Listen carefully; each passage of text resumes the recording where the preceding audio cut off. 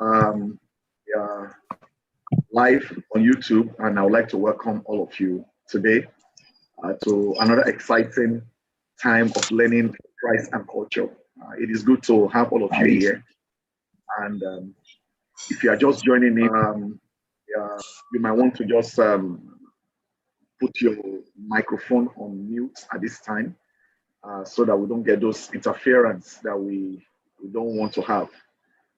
We are also streaming live at this time on YouTube. So any of you who, for some reason or the other, would like to listen to this class, and I'm sure you will be. Let's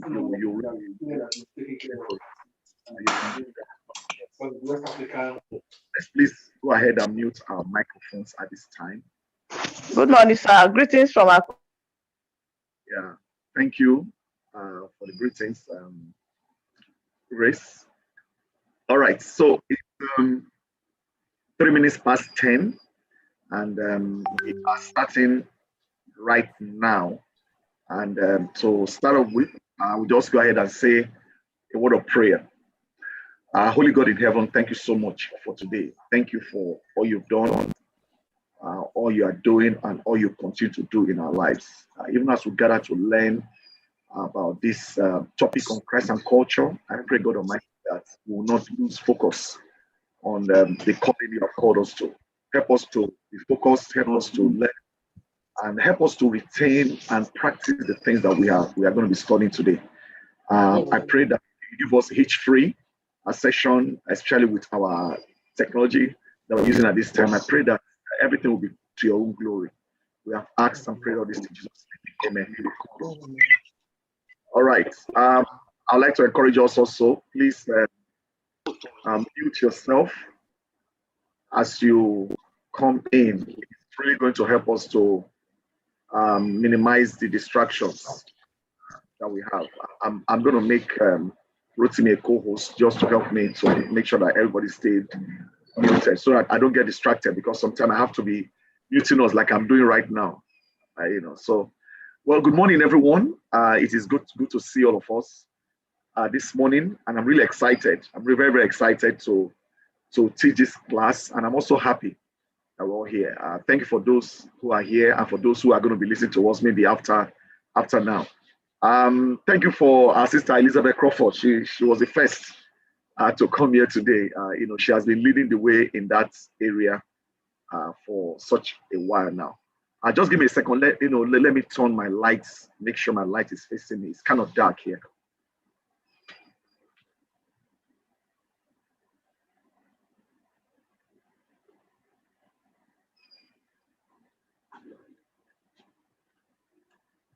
Okay, so I think the lighting has improved a bit. So we're going to go straight into today's class. Haven't prayed, and I sent a message out. And in my message, I did say that today's class will be most technical. And I didn't say that to scare you, but it's actually true. Today's class is going to be very technical. So I would like to encourage all of us to listen attentively or as attentive as you can. Listen attentively. Sometimes I kind of miss up how that tense should actually be.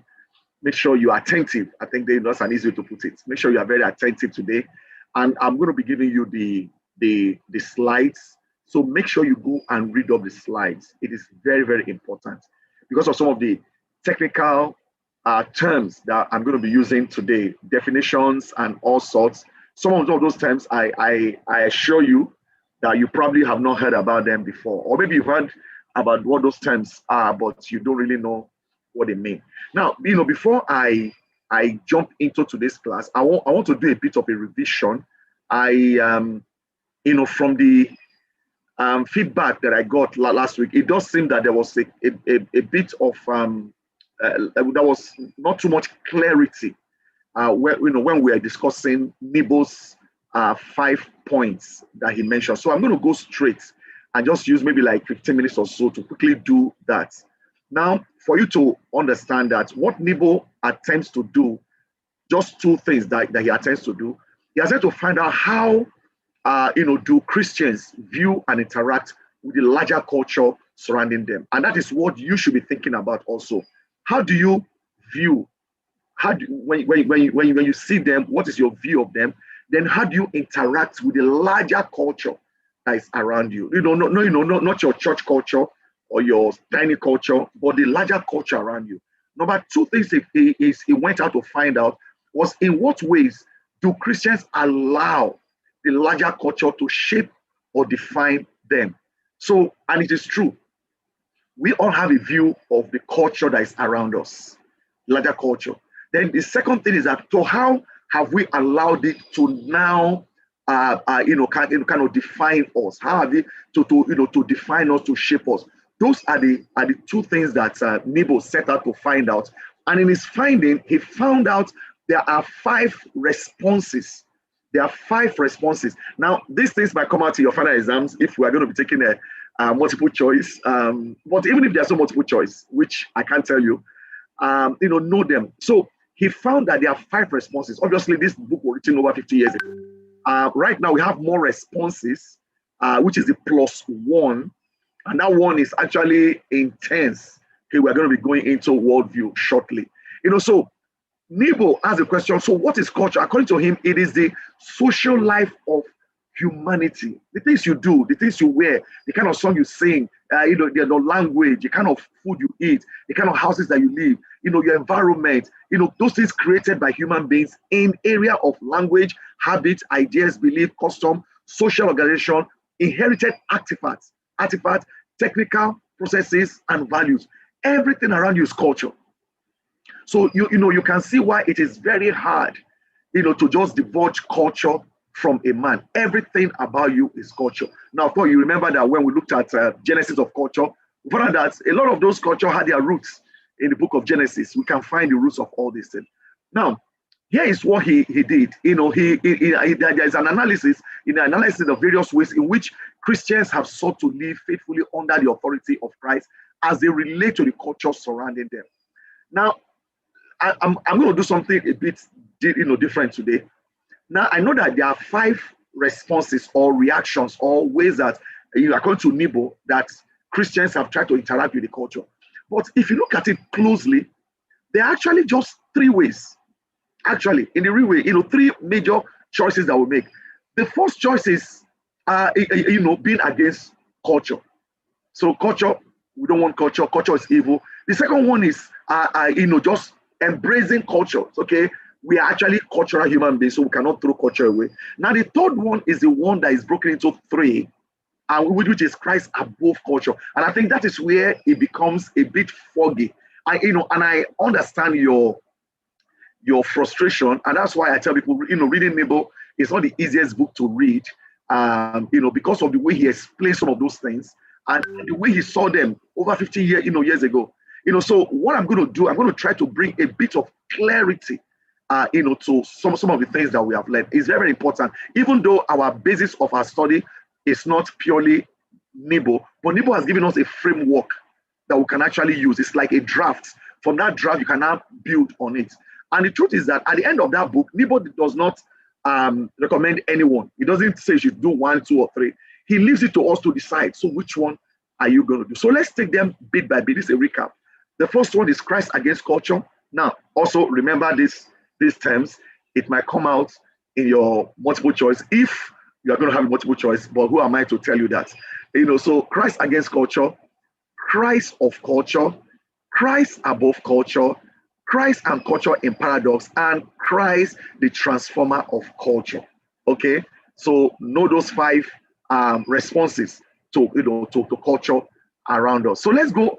The first one is pretty much very simple, and people who advocate this, from what Nebo has studied, but when you find out, people who advocate this look at scriptures like 1 John 2:15-17, where it said, "Do not love the world." So because of that, it is Christ against culture. So everything in the world is bad. So following Christ means rejecting loyalty to sinful culture. Culture is sinful, so at least most of culture is sinful. So if it's sinful, so the primary identity, church's primary identity is that of resisting cultural accommodation. So we don't want to accommodate anything. People will say, like, my experience in some of these hardcore Pentecostal group that I spent several years in, their women cannot use hair extension that we call attachments. They cannot use, I mean, they were just, funny enough, you can't use hair extension, but you can use thread. So they were resisting anything new. Anything new is kind of suspect. And idea asks, are you like that? So you have to ask yourself, how do you interact with your culture? Then so the holy huddle of Christians who really dialogue with the outside world. This is what's going to be. That's the holy huddle of Christians. So Christians who don't interact with the outside world, they kind of huddle together. And in this expression, it's an expression of your reaction to culture. In this expression, the church and the world are incompatible with each other. The church and the world, they are incompatible. So that's very, very clear. And some of the people who advocated this are Tertullian. Tertullian was one of those church fathers in those days. And that is how they began the monastic movement, monastery. They began to build monastery to escape the world. Rather than transforming the world or getting to the world, they were moving away from the world. Of course, the Mennonites are still the modern day exhibits of those things. And we actually, our history, Church of Christ, can be traced to to Ulrich Zwingli, who was against his musical instrument, to the Mennonites. We are very close to the Mennonites. And of course, they were heavily persecuted. And even though they were heavily persecuted those days and not today, they are still maintaining that kind of lifestyle. But the question is that, can you really completely devote yourself of, quote, the world? Can you really? So there's a bit of hypocrisy there in a bit. So that's what one of the things that encourage Church of Christ. Some of them who are non-instrumental, the a cappella Church of Christ. Musical instruments were seen as something that was used to worship idols in Africa, or to, and they now had to look for a scripture, or rather no scripture that says against musical instruments. Then I say, okay, well, if the Bible is silent, then I guess the Bible condemns it. So anything the Bible is silent about, that means it condemns it. So I can add but the Bible never mentioned the internet, so that means we should condemn the internet. So the second one is also very clear because it's the opposite of the first one. The second one, that is the 2 of 5, is Christ of culture. So in the first one, you are saying Christ against culture, we cannot mix. Second one is saying, wait a minute, we are cultural human beings. So Christ was born in a cultural society. He lived in culture. He wore a clothes. He dressed in a certain way. He spoke a language. He ate a particular kind of food. He ate in a particular he lived in a particular kind of house. So that means, culture and Christ are the same thing. So these people that advocate this, they have a loyalty to culture. In other words, Christ is part of culture. The Christianity and culture becomes the same. I mean, you cannot remove Christianity from culture, regardless of the differences. They don't look for differences. They just say, whatever is culture, we are cultural human beings. So they practically just live the life of culture, and they view Christ as part of culture. So these people, that is where the social gospel movement was born, where they only talk about let's do good, let's help humanity. There is very little focus on doctrine. And that's why today I want people who pursue some kind of academic or whatever that devours itself of theology. There is a big danger. You might not see it, but there's really a big danger where you don't take a stand, where you just follow so that you can get what you want to get. So they believe that we are going to bring Christ back by doing good. So they see Jesus in everything, good, bad, ugly, everything. So they don't focus on sin. They're little focus on doctrine. They are very accommodating. The do good mentality, the social gospel movement. Don't criticize. Don't do this. Don't do that. And I did promise you last week that we're going to be looking at that concept of the intolerance of of tolerance. Okay, the intolerance of tolerance. So that's how we're going to end today's class. So now we now go to still on point 3. We now go to point 3. Point 3 is not saying we hate culture, that is Christ against culture. Point 3 is not saying Christ is actually cultural, so don't even talk about culture when you talk about Christ. They are all one and the same. The third one now begins to kind of pull away, but not completely. He said, what if we bring Christ above culture? That Christ's doctrine is above culture. So this is where the synthesis coming. Now, if you want to look for now for synthesis, maybe you can say like in Nigeria there is amalgamation. Well, maybe you need to remember this, both all the Nigerians in the house. The problem with Nigeria right now, some people believe that it started from the amalgamation of 1914 or thereabouts, where the Northern Protectorate, which was predominantly Muslim, was fused with the Southern Protectorate, which was predominantly Christian and a bit of African traditional religion. You see, that amalgamation was not complete. So in this third view, the gospel advocates and validates the best of culture while rejecting what that which is antithetical to the gospel. So we love the oil of the south, so we're going to take the oil. We love the seaports, because if we are there in the north, we're going to become a landlocked place, people. So we're going to take the seaports. We're going to take, but we don't really love the southerners. We don't like their religion. We don't like their freedom. They are too free. They are too opinionated. We don't want the education, Western education. So in this third view, they are saying Christ is ruler of culture. So, and that is where Christendom begins to come in. Okay, we are going to rule the culture. So how will you rule the culture around you? Let us look at the synthesis. Let's try to synthesize. It's actually a false amalgamation. In this effort is to combine into one system the relation between reason and revelation. Christ is about revelation, the spiritual. The world is about reasoning. So let us take the best of two parts. Let's take the best of this reasoning of this world, because there's some things that are good about the world. Let us take revelation and let's try to see if you can fuse them together. The problem is when you do that, what you're going to have is institutionalization of Christ. And that is what happened in the early time when the Roman Catholic Church tried to from this amalgamation of church and state. And that's why we now have Christendom. And of course, you and I know that it will not hold.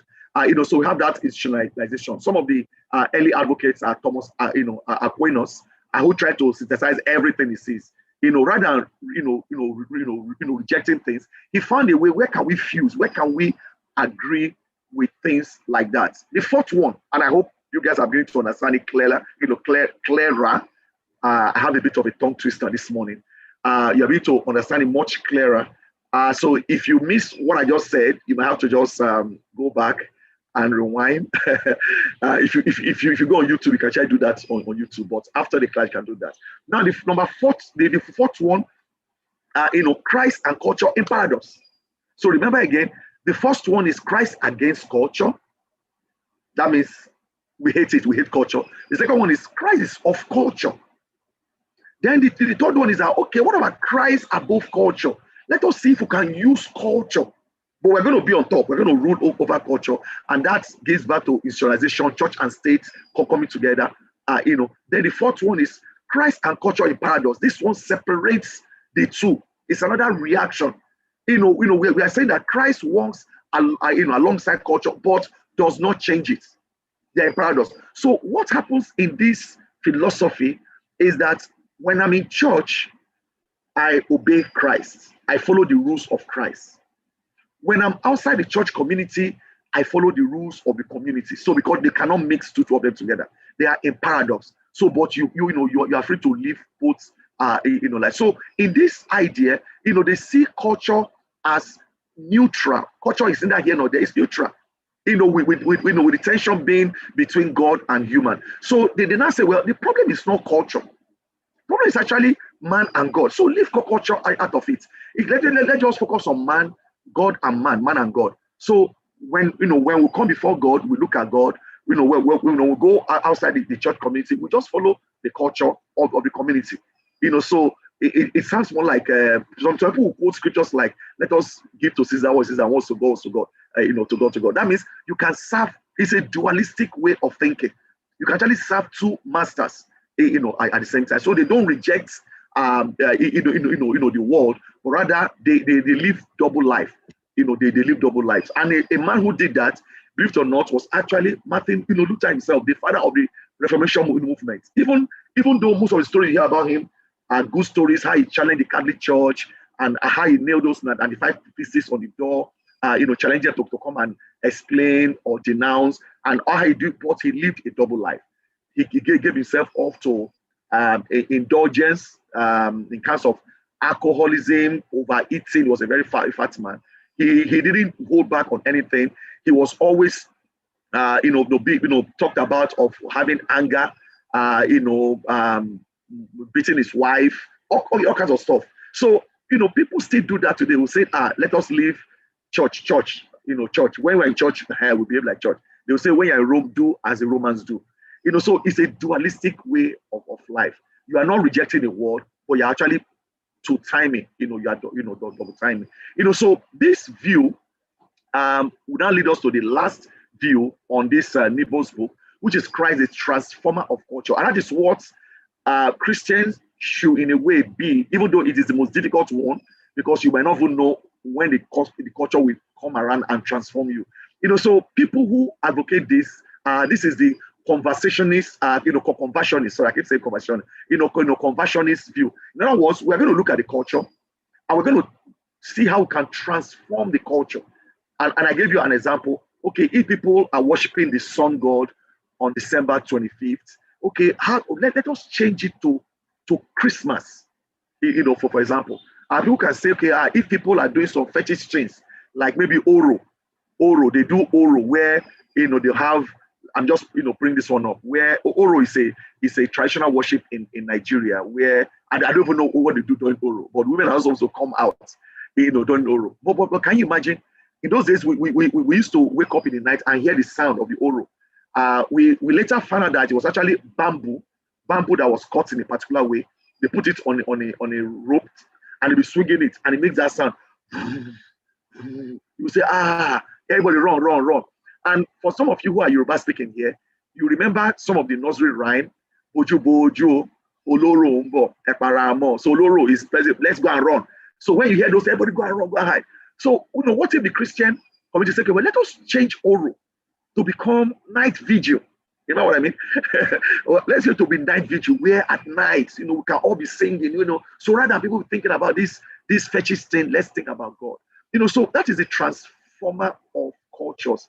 Let us change the world into a paradise where justice reigns. So let's take the bad things in the world and change it. Let's Christianize the world. That is the transformation. So Christ, the transformer of culture, evil is a perversion of good rather than having its own fundamental reality. So when they look at the world, they say the world is not really bad. It's only good that have been perverted. So let us look for the good in it. Let us look for the good, inside it. Okay, so let's take the Brazilian carnival, for example. They do that in Lagos too. It's been a while they did that in Lagos, but they do that every year because a lot of Lagosians, original some of Lagosians were people who were taken in slavery. Some of them made their way back. That's why if you go to Brazil today, you see here they speak Yoruba language. They still worship Ifa. They still worship Olodumare. They worship Shango and all this stuff, and they have their festival. And so when those guys came back from Brazil, they brought back the architecture, they brought back the music, and that's why a lot of houses, especially where I live in Yaba, they have a lot of these Brazilian style houses around old Yaba, and some of them are still sometimes in Lagos Island. So what if they say, well, the Brazilian carnival, okay, in Brazil, people wear bikinis, sometimes they dance almost half naked, whatever. Okay, why can't we just transform it? To not make it procession of Christ, where we not carry, crosses and whatever. So they are trying to transform the culture. So they are saying, what is good?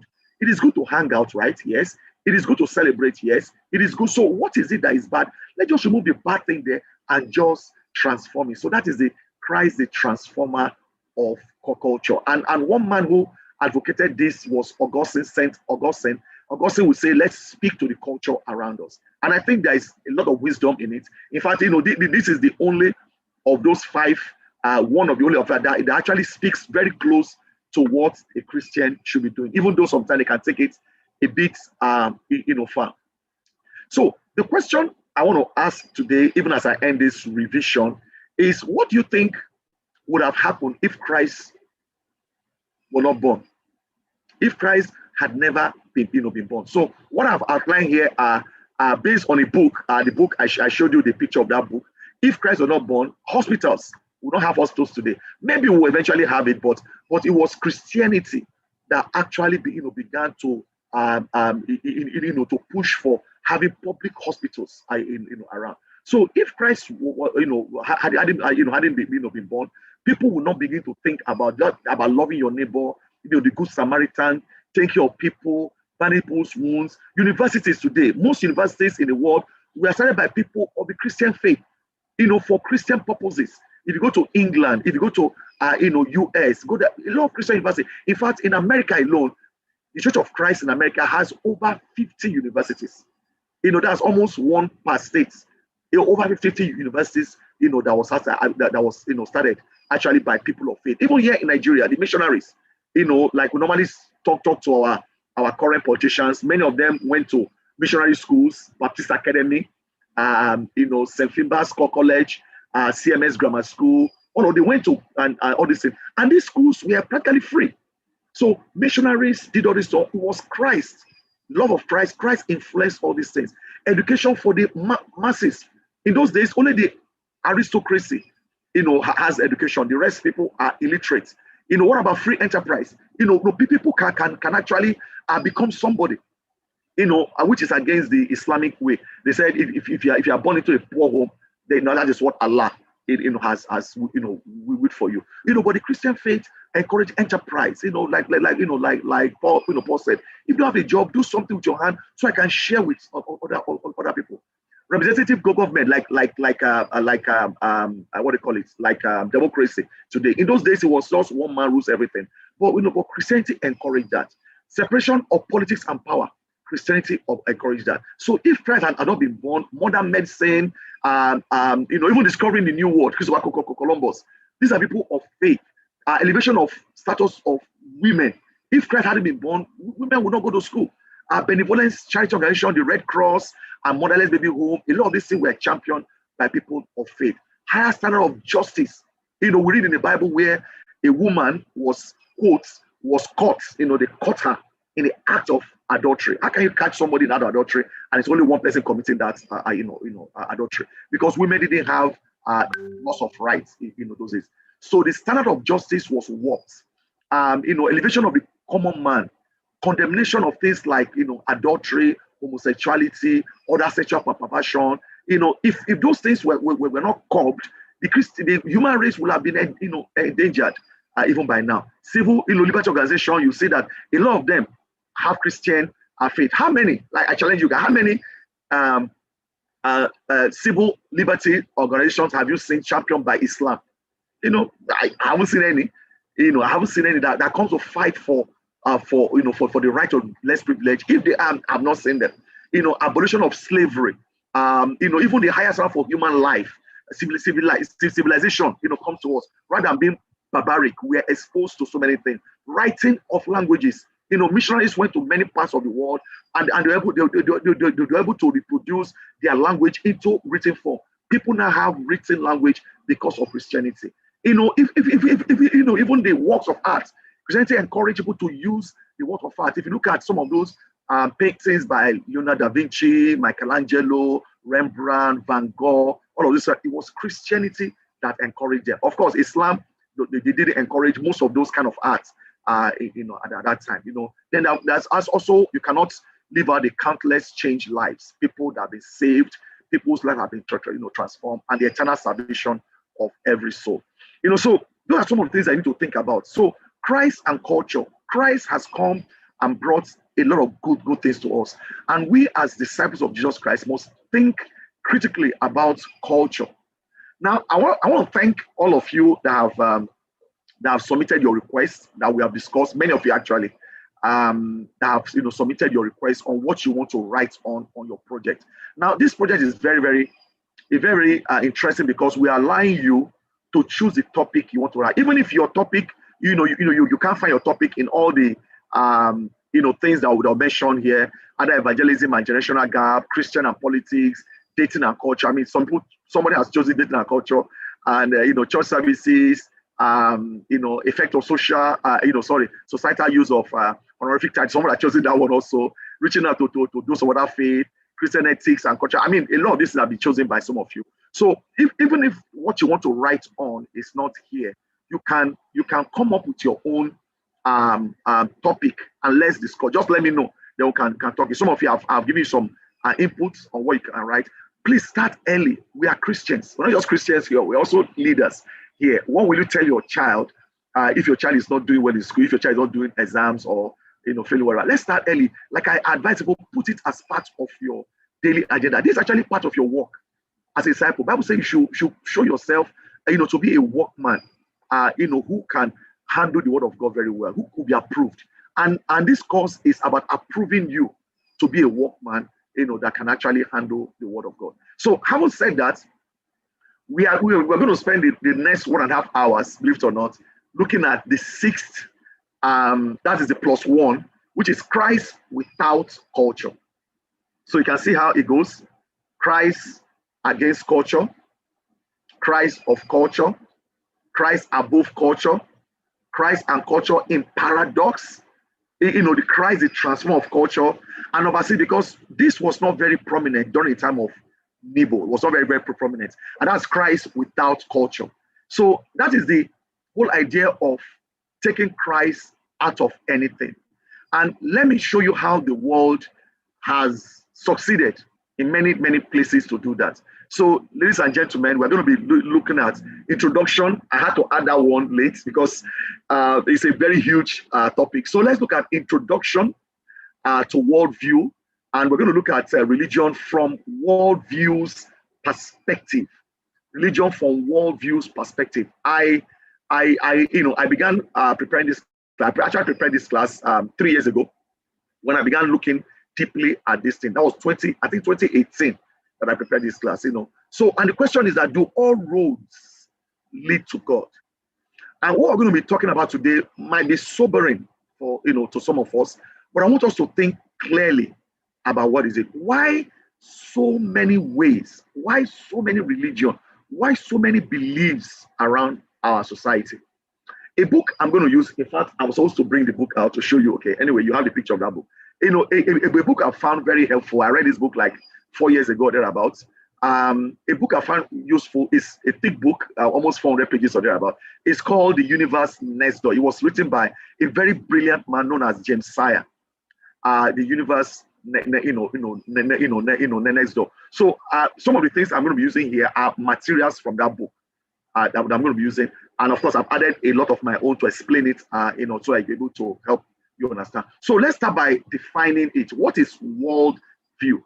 Now, I'm going to use James Sire's definition because I've seen many definitions, but this definition is to me the most comprehensive. And maybe one day, 1 year, sometime, some smart guy will come up. Maybe one of you guys here will come up with a smarter word, but this one is very comprehensive. Listen to what James Sire has to say. Sire says that a worldview is and I underline and I highlighted some of those words because I'm going to use these words. That's how I prepare this class. I'm going to use this word now to break down what worldview is. Those words that I have, highlighted in color. Sire says that worldview is a commitment. That's the first thing. It's a commitment. It's also a fundamental orientation of your heart. Big language, big word, but it's true. It's a fundamental orientation of your heart. That orientation can be expressed as a story. When you ask you a question, what you say is what you believe in. It can be expressed as a story or in a set of presuppositions, something that you have accepted, your assumptions. Those assumptions, according to Sire, may be true, they may be partially true, or they may be entirely false.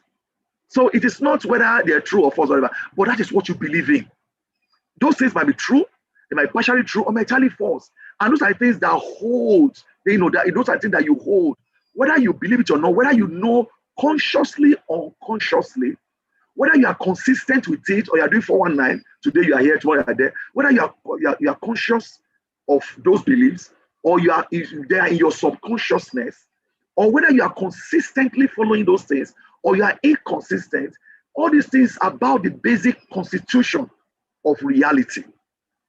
And that provides the foundation on which we live and move and have our being. Does that sound familiar? I'm sure you know that that last word comes from the book of Acts chapter 17. So it's everything about you, what you are thinking, what you believe in, those intuition you have. You might not say it, but that is who you are. So let's break it down. Allow me to break it down for all of us today. Like I said, it's going to be intellectually stimulating. You are going to be happy you came to today. You're going to be happy that you heard all of these things. They're going to make you a better person. I promise you that. So let's break it down now. So after reading Saya, I said, okay, let me break it down in a way that I will understand it. And it was after breaking it down, I felt, wait a minute, this thing is so cool. I would like to teach it to somebody else. And that's what teaching is all about.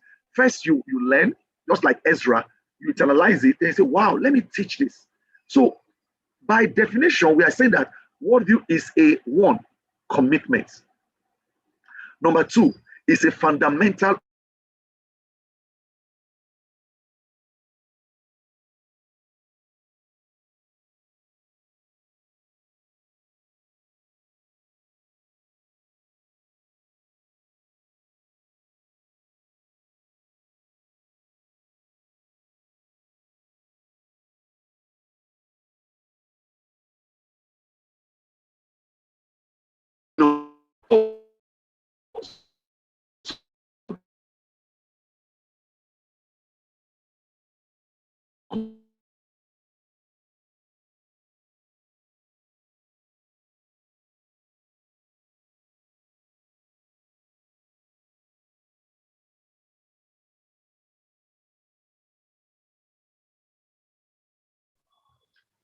Okay, sorry about that. It appears that Uncle Emmanuel has some network challenges. I'm sure he would join us as soon as he's rectified. Let's just hold on for some time.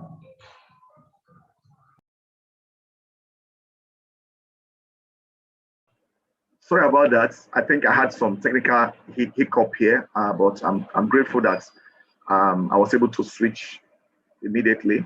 All right, so let's go back again. Okay, sorry, that's not what I meant to do. What did I do? What did I do? Okay, let's do that again. Okay, all right, so we are back.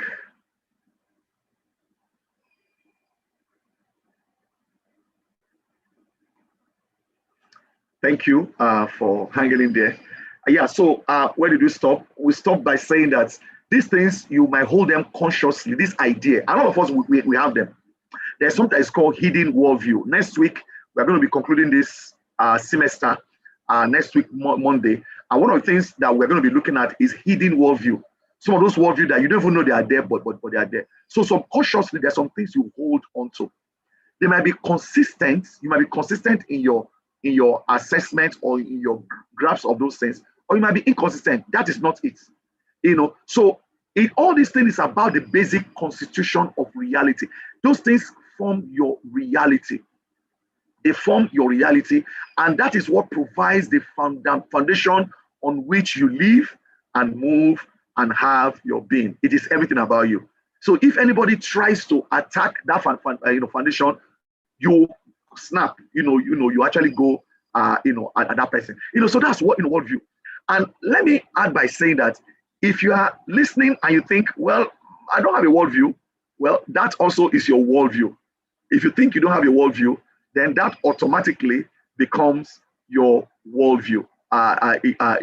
So it becomes your worldview. So some people say, oh, I don't have a worldview, then that becomes a worldview. And we're going to talk a bit about that going forward. So I hope you guys are with me, and I hope you are all enjoying this. I'm really enjoying myself actually.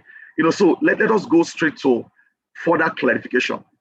Now, in further clarifying this, if you say worldview is your commitments, that means that thing you seem to hold on to it. It involves your mind, but it is first of all a commitment, a matter of the soul. So in a worldview, you are committed to something. It's a fundamental orientation. It is a spiritual orientation more than it is a matter of mind alone. So that is what you hold on to. So this is where religion is actually born. This is where religion is born. And this is where all kinds of beliefs are born. First, it comes by what you consider that is right. So this view can be expressed in the stories that you tell. For example, let me give you the science story. If you ask a scientist, basic question about life. If you ask a scientist basic about life,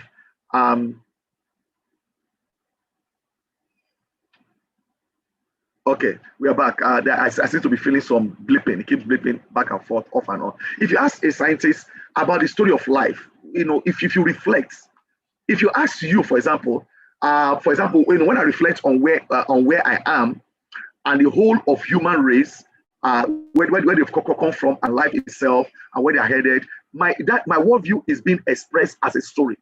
So where I am, I'm a human being. That is your story. Who are you? I'm a creature created by God. That is your story. Somebody might not believe that. Somebody just believe, no, I was not created by anybody. I just evolved. That's their story. So it's your story. So if you ask a scientist, a pure scientist who just doesn't believe in anything, he will say, well, the one story, it begins with a big bang, which is preceded through, which will proceed through evolution of the cosmos, begins to move, the formation of the galaxies, the stars, the planet, the apparition of the earth, eventually we're going to disappear. Through what? Through a black hole. There's going to be an implosion and the whole universe runs down. Some people say, okay, when it runs down, maybe it will start up again. That is the science story. But what is your own story, today? The Christian story is like this. The Christian tells the story of creation, one, and after creation, there is a fall. We fell from grace. And after that fall, there's a plan of redemption. And after that redemption, there's going to be glorification. That's really the Christian story. And Jesus Christ, his birth, his death, and resurrection is a centerpiece of that story. That's our Christian story. Yesterday in my sermon, I introduced a similar thing to people. We're talking about the Jesus Christ saying, "I am, life, resurrection, and life." You have the generation in Genesis. God generated everything. They have degeneration, things you have to go down. I have the regeneration. So generation, degeneration, regeneration. That is the Christian story. So a Christian will tell you that, oh, there is creation. God created everything, but creation fell through man. Then God had a plan for redemption. And after redemption, glorification will not happen. So Christians see their lives and the lives of others as a tiny chapter in this master story. There's a master story, but we are just a tiny chapter. So the meaning of those little stories, cannot be taken away from the master stories. And some of this meaning is the thing that you call the proposition. Things that you propose, things that you are thinking about. So everybody has their own. There's a master story, but everybody have their own small story. So when, for example, I ask myself, why I'm really, assuming, about God. What do I think about God? About human, about the universe, about the result of this set proposition that I have, that I can express in this way. When I think about this, that is your worldview. You are able to build your worldview. Now, if you look at the fundamental reality, everything around us revolves around it. It can be true. Some people's proposition. Now, I believe that the Christian, story is the real story, and this class will challenge you. I believe personally, that the Christian story, based on my investigation, based on my research, based on my experience, I have found the Christian story to be the most authentic of all the stories. All the stories have some form of meaning, but this Christian quote assumption actually is more consistent. It's more consistent, whether people hold this consciously or not, or subconsciously. So for some people, their story might be true, or might partially true, or might be entirely false. Now let's go. At this point, I'm not going to unmute you. I'm just going to ask you to type in, the chat box. Let me see where the chat box is. Okay, there we go. What are you looking at? What is this on the screen? What do we have on the screen? Just type it there if you can. type it there. What is it on the screen?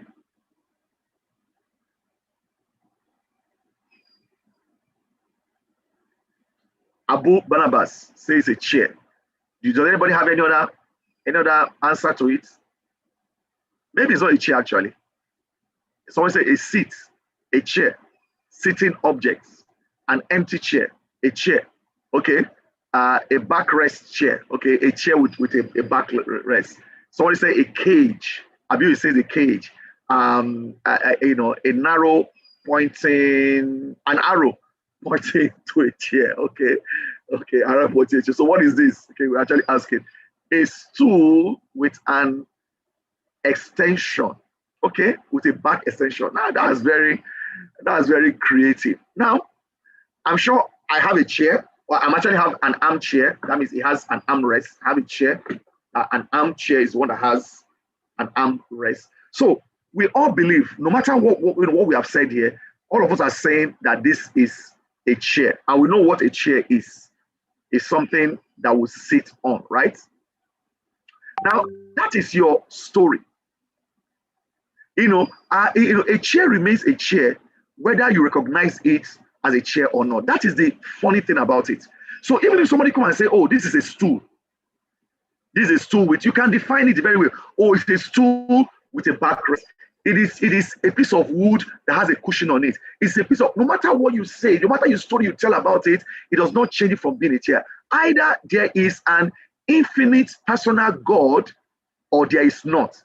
Last week, Thursday, I believe, I was in a place on the island, and just by chance, I had a very interesting interaction with a man who doesn't believe in God. Highly educated man, a man who is way older than me, highly educated, very wealthy, very well traveled. I mean, everything, whatever. But he said, who can believe in such nonsense? I mean, they say, well, who can believe in a virgin birth? He said, like a virgin, giving birth. And I'm going to tell you what I told him eventually that kind of made him think. He said, and that's why you need to study. It's very important that you need to study. So that how do you engage Christ and culture? How do you engage with the world around you? You see, people will disagree on which is true. Is it a chair? Is it a stool that has a whatever? Some will assume one thing and others will assume. So that's your assumption. You see how worldview is created? It comes by your assumption. What about this? If someone asks you, what is a human? How do you define a human? Let's see if we can get one or two very interesting answers here. Like I told you guys, this class is going to be very intellectually stimulating. We have used almost 1 hour already. It's going to be intellectually stimulating. What is a human? What will you reply? How will you respond to this question? What is a human? Can I get some okay, what's a human being?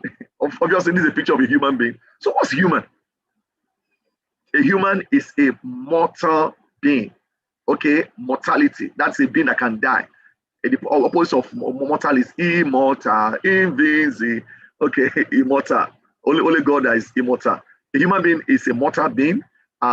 Dwight Koroma is saying a human being is a higher animal. That is very interesting. You see, we can argue all of these things. When I say a mortal being, what do you mean is a mortal being? Is a human even a being?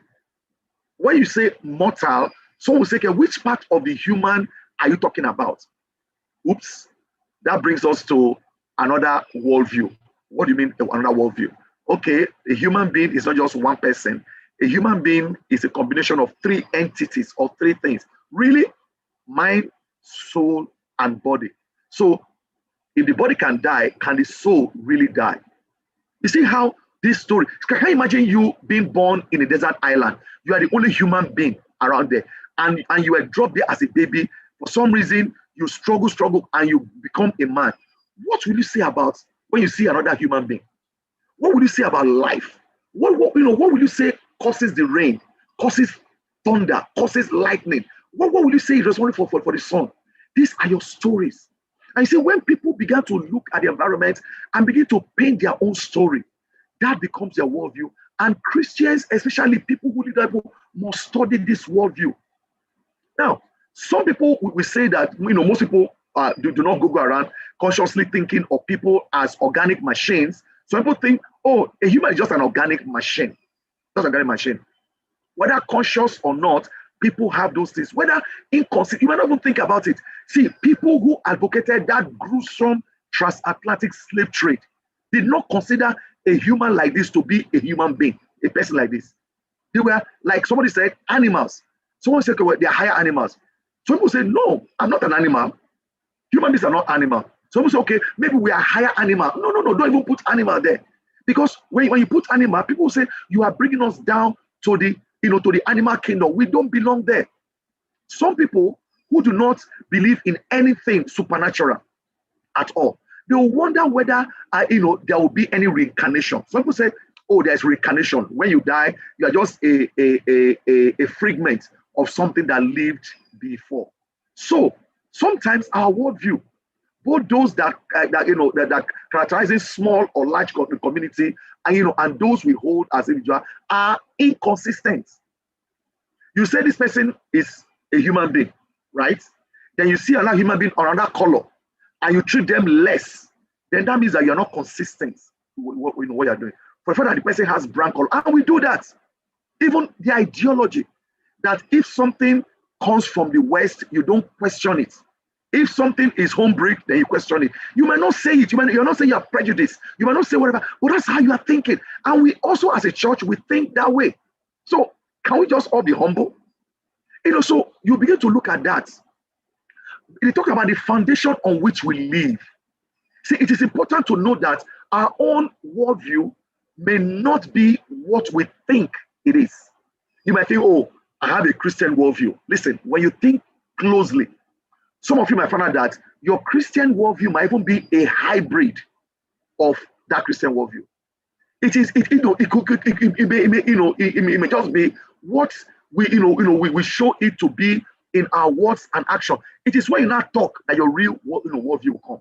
In your mind, you are a disciple. In your mind, you are a Christian. But in your action, it shows your worldview. Actually, couldn't come across. Oh, I'm a Christian, whatever. But when it comes to the way you view money, your worldview will just change. Your worldview is no longer a Christian worldview. So our worldview generally lies so deep. And I tell you, even for me, I think about my own worldview. It is so deep. It is so deeply embedded in our subconscious that unless we have reflected long and hard, we are unaware of what it is. So even when we think that we know what it is and lay it out clearly in a neat proposition and clear story, we may well be wrong. I belong to a group, two groups actually. There's a mixture of lots of Islamic scholars and lots of Bible, believers. And what they do every day, I'm telling you, every single day, is to debate about Islam and Christianity. I mean, last night I was up till 4 o'clock, this morning, and not with them obviously. And the debate was so heated. And I tell myself, those people don't they sleep? Of course, while asking that question, I'm sure my spirit was telling me, you they sleep. What are you doing up late? So we are arguing about this, whatever. Most time I read all those stuff. I told myself I'm not going to get involved anymore because I found out that the spirit behind it is not right. The spirit behind it is very, very wrong on both sides. It's more where they pull each other down, where they say put it out of context, and it's so wrong. And again, that is my worldview. So our very actions may, belie our knowledge. What you do may actually either reveal it or betray it on what you really believe in. Now, there are 8 questions that we must ask every worldview, and that is what I do. When you ask this question, the people that own those worldview, we either get stuck, or they begin to review their worldview, or they begin to actually pour out what their worldview is. So if a worldview can be expressed in these propositions, what might they be?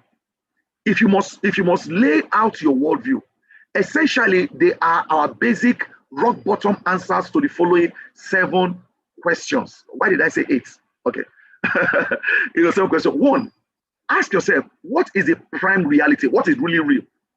How do you know something that is real? What is real? To this, we might just answer, well, the real is God. Some people say, well, what do you mean, God? Some people say, it's God's. Or some people say, it is a material cosmos. Of course, when you give those answers, it needs to show what your worldview is. So our answer here is the most fundamental. Do you believe in God? Someone say, yes, I do. Another person say, yes, I do, but I don't believe in one God. There are many gods. Somebody said, no, I don't. I believe in just matter. Matter is anything that have weight and occupy space. So if I can't feel it, I can't see it, I don't believe in it. So this now begin to now set boundaries. So you now have the believers and the unbelievers. Even among the believers, there are also boundaries on people who believe in a particular way and those who believe in another particular way. Now, this is what now gives birth to religion. And we're going to go to that very soon. So question number 2, if you can answer the question, what is real?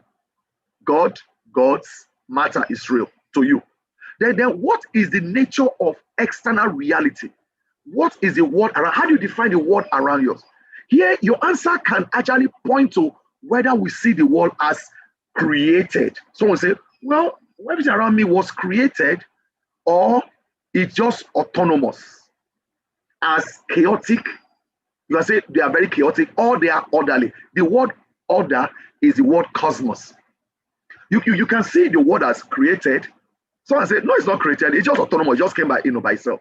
You can see the world is just a chaos of gases and elements of hydrogen and everything. Or you can say, no, I see order.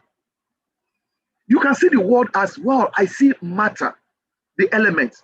Or someone say, I see spirit. People see spirit everywhere, in trees, in rocks.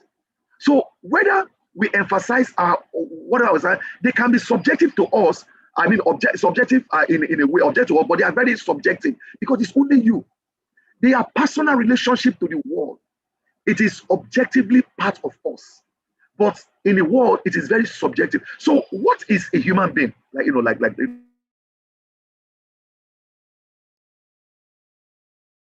Someone said, no, it's not a complex machine. Human being is a sleeping God. It's a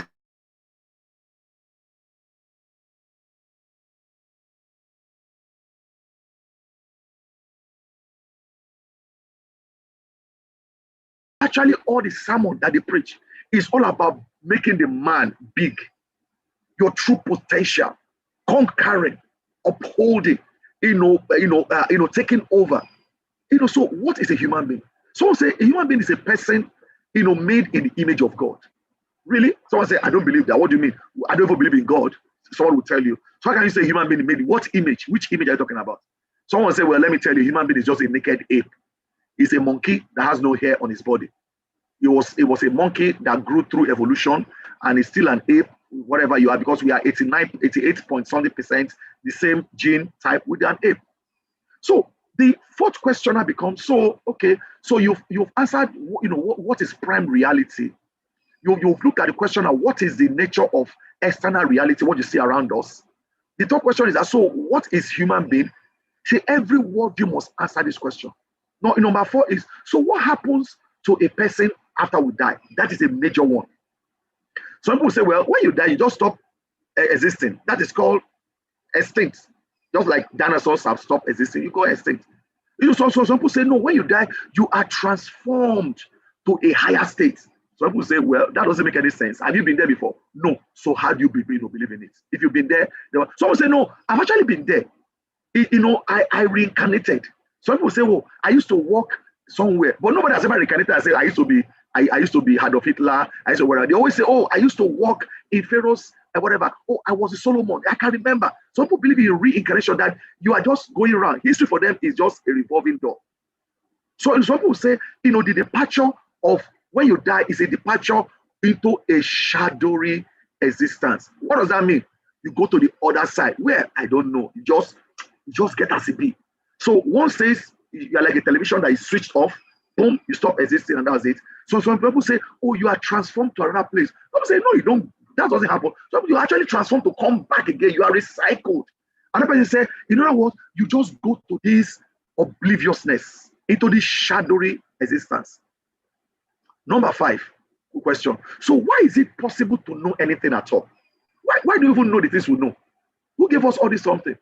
So a simple answer includes the idea that we are made in the image of an all-knowing God. That is why we know things. Someone say, because we are made in an image of an all-knowing God. And so that knowledge, that wisdom, that ability to reasoning was given to us by God. Or you can call it that consciousness. Why do I know that I'm a human being? When did I become a human being? Someone will say, well, it was when God breathed into that creature that he made, and he, boom, not come to life, he came to realization, into a consciousness. And that's why we can explain rationality. We can develop under all of these things. We have contingencies, we have rationalities. Someone will say, well, actually, we grew up by just survival of the fittest. It's just evolution. We just evolution. That's how we became what we are. That we began to grow. If you don't die, you live. What doesn't kill you makes you stronger. So after man has gone through all this evolutionary stage, it didn't kill the man. So that's why we just developed to who we are. Number 6. So how do you know what is right or wrong? See, this is actually where we catch atheists. So what gives you the idea of justice? What gives you the idea of what is right or wrong? If we are just who we are, so why would an atheist worry when a serial killer goes to a school and kills children? Why would he say, that is wrong? Who told you it's wrong? Since we are just here, so who determines what is right? And what is wrong? Somebody will say, again, maybe because we are made in the image of God, whose character is good or right or wrong. And for right or wrong are determined by human choices alone. Someone will say, well, what is right or wrong is, it is very, what's that word again? It is you. It is subjective. So that means there is no such thing as absolute truth. The Bible says there is such thing as absolute truth. Truth is truth. They said, how do you know it's truth? What is truth for you might not be true for me. So people believe in that. It's a notion that we simply develop under an impetus towards cultural and physical survival. We just made these things up. Number 7. So what is the meaning of human history? Life itself, human history. So some people believe that human history is a purpose that God has made for us. Some people say no, it's about the gods. It is actually a circle. Some people say we will start from here, we're going to end up paradise on earth. They say no, it is to prepare people for a life, continuity with a loving God. Some people say no, we're only going to be coming out until you just you disappear. These are the things that people hold on to. Oh, and that is that number 8. I found my number 8. So the final question. So what personal, and this one's very deep, life-orientating core commitments are consistent with this worldview? So show me something in your life that is consistent with this worldview. Because you can't just say you believe in A, B, C, D, B. How are you living it out? Because within any given worldview, you have the core commitments may vary widely. Let's discuss your story, your meta narrative. For example, a Christian might say, to fulfill the will of God, or to seek first the kingdom of God, or to obey God, or to enjoy Him forever, or to be devoted, to a loving God, or a Christian can say all those things.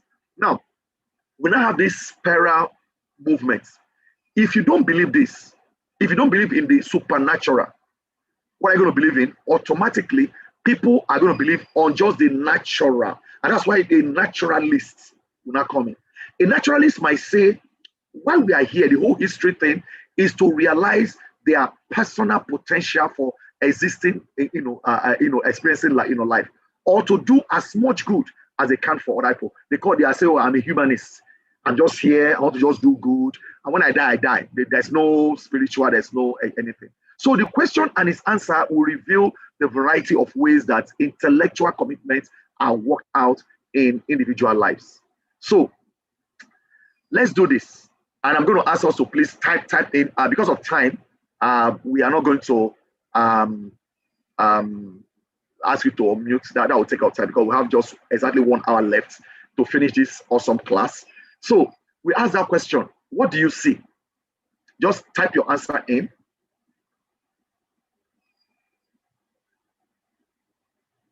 Type your answer in. What do you see? What's this image? What do you see in this picture? Let me see your answers quickly. Someone said a D-O-C-K. Okay, D-O-C-K, that's duck. Someone said a parrot. Can we get another? Then after I'm going to simplify it, for us.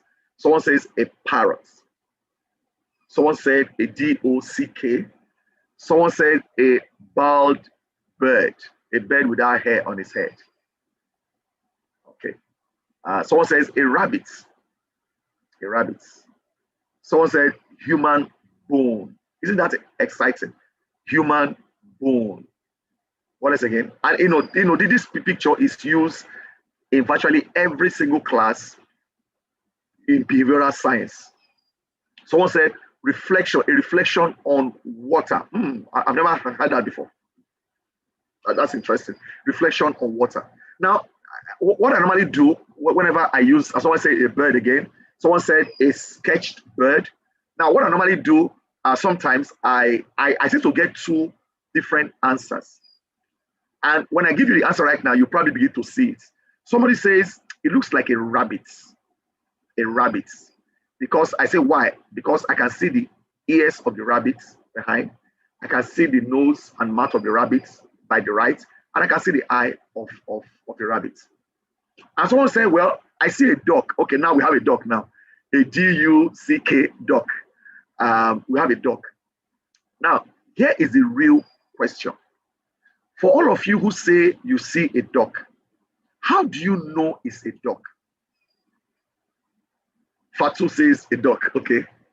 How do you know it's a duck? For some of you who say you see a rabbit, you are going to see a rabbit. How do you know it's a rabbit? Now, the big question is that if you have never seen a rabbit before, would you say this is a rabbit? If you have never seen a duck before in your life, will you say it's a duck? Let's say true or false. If you have never seen a duck before, will you project that image to say this is a duck? If you have never seen a rabbit before, will you say this is a rabbit? Let's hear the answer, true or false, yes or no. Let's see if we can get any yes. If you have never seen a rabbit before, will you say this is a rabbit? Most people are saying no. Benga Tolagbe says yes. So I would like to ask Benga, how do you know it's a rabbit if you've never seen a rabbit before? You see how it is? So you see your preposition. So what you're doing is you're actually projecting an image of what you have seen to this picture. If you have never seen that image before, you are not going to say it. And by the way, ladies and gentlemen, this picture is neither a rabbit nor a duck. So what is it? Nothing. It's just a picture that is used to just cause confusion. It's neither a rabbit nor a duck. Really, it's neither a rabbit or a duck. It's just a sketch that was put together to make your mind, to stimulate your mind to begin to project things into it. Because if it's a rabbit, then this is not how a rabbit looks like. If it's a duck, then you and I know that this is not really how a duck is. But your image, the mental image in your mind, now completes it and now brings it to what it's supposed to be. Now, let us do one that is even much more intense. Now, I'll give you this one free. Okay, let us. So, what do you see here before I give you one? Listen, I'm not kidding you guys there. I watched this picture for over 3 years or 4 years. I'm not kidding you guys. I still did not figure it out. I still did not figure. So what do you, let me see whether some of you are smarter than me here. What do you see here? I can make it easy for you. You can either see two things here, one or two things. What do you see? Somebody said it's a kind of bird. Oh, sorry, that's the first. We are done with the first picture. The second picture we are dealing with right now. Somebody said an old woman and a maiden. Somebody said it's just an image. Someone said a lady. Someone said an ostrich. An ostrich. And I can get one. Now, this is also an illusion, a pictorial illusion, depending on the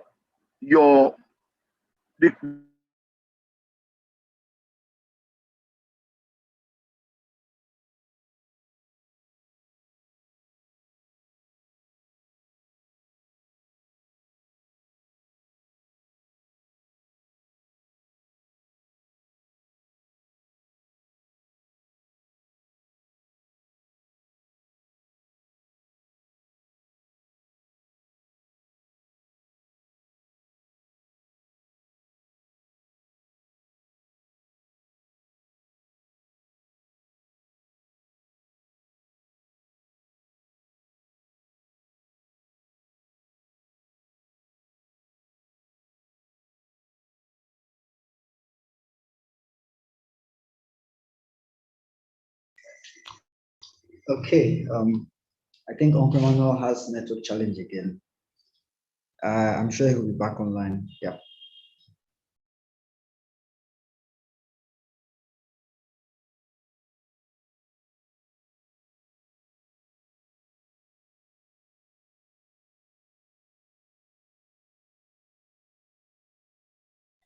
You are muted, sir. Thank you. My internet, switch off. I think what's happening, I'm using my phone as my internet, provider. I think every now and then it jumps to the Wi-Fi. So that, that's what's causing. I think that's what's causing it. I'm not sure. So I've turned off the Wi-Fi completely because that Wi-Fi is not as reliable as it used to be. So I just depend on my very expensive MTA.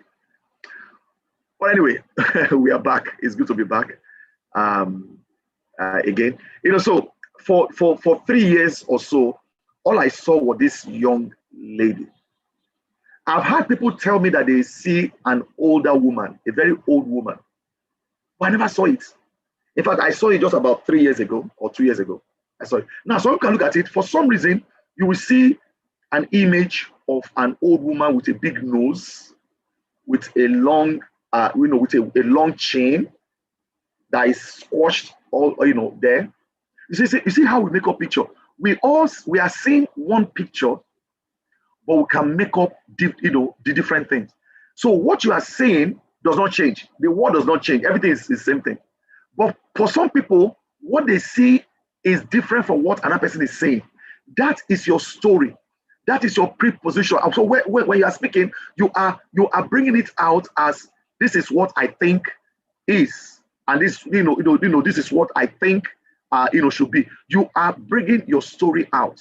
So you can see this is the way life is. This is the way we function, and this is how worldviews are built. Now, like I told you, worldview is actually degenerating. Worldview is degenerating, and for this part, we are not going to begin to now ask those fundamental questions. Let's begin to ask those fundamental questions. Now, this is a very beautiful picture, that they are saying. In fact, this picture, if you Google it, it is amazing. It is called God's eye. It's a nebula, which is a mixture of stars and everything. It's called God's eye. Now, to me, it's amazing. This is billion upon billion upon billion. The size of this, nebula is bigger than our entire solar system. This is bigger than our entire solar system. That is everything from Mercury, Venus, Mars, Earth, Jupiter, Saturn, all the way to Pluto, all our sun, get our sun, everything. It's actually a collapsing star, here. So it's called the Helix Nebula, aka the Eye of God. Scientists discovered it by looking at a telescope, and they were amazed at what they saw. Now, this thing is there. When you ask someone like Richard Dawkins, I wanted to bring one of his books. Is one that wrote the book, The God Delusion. The guy is crazy guy. He doesn't believe in God or anything. If you ask Richard Dawkins, what do you see? He will say the only watchmaker is a blind force of physics. They say that if there's a God, say God is a watchmaker. See, I don't believe in all this theory of watchmaker. It's just blind force of physics. That's what you see.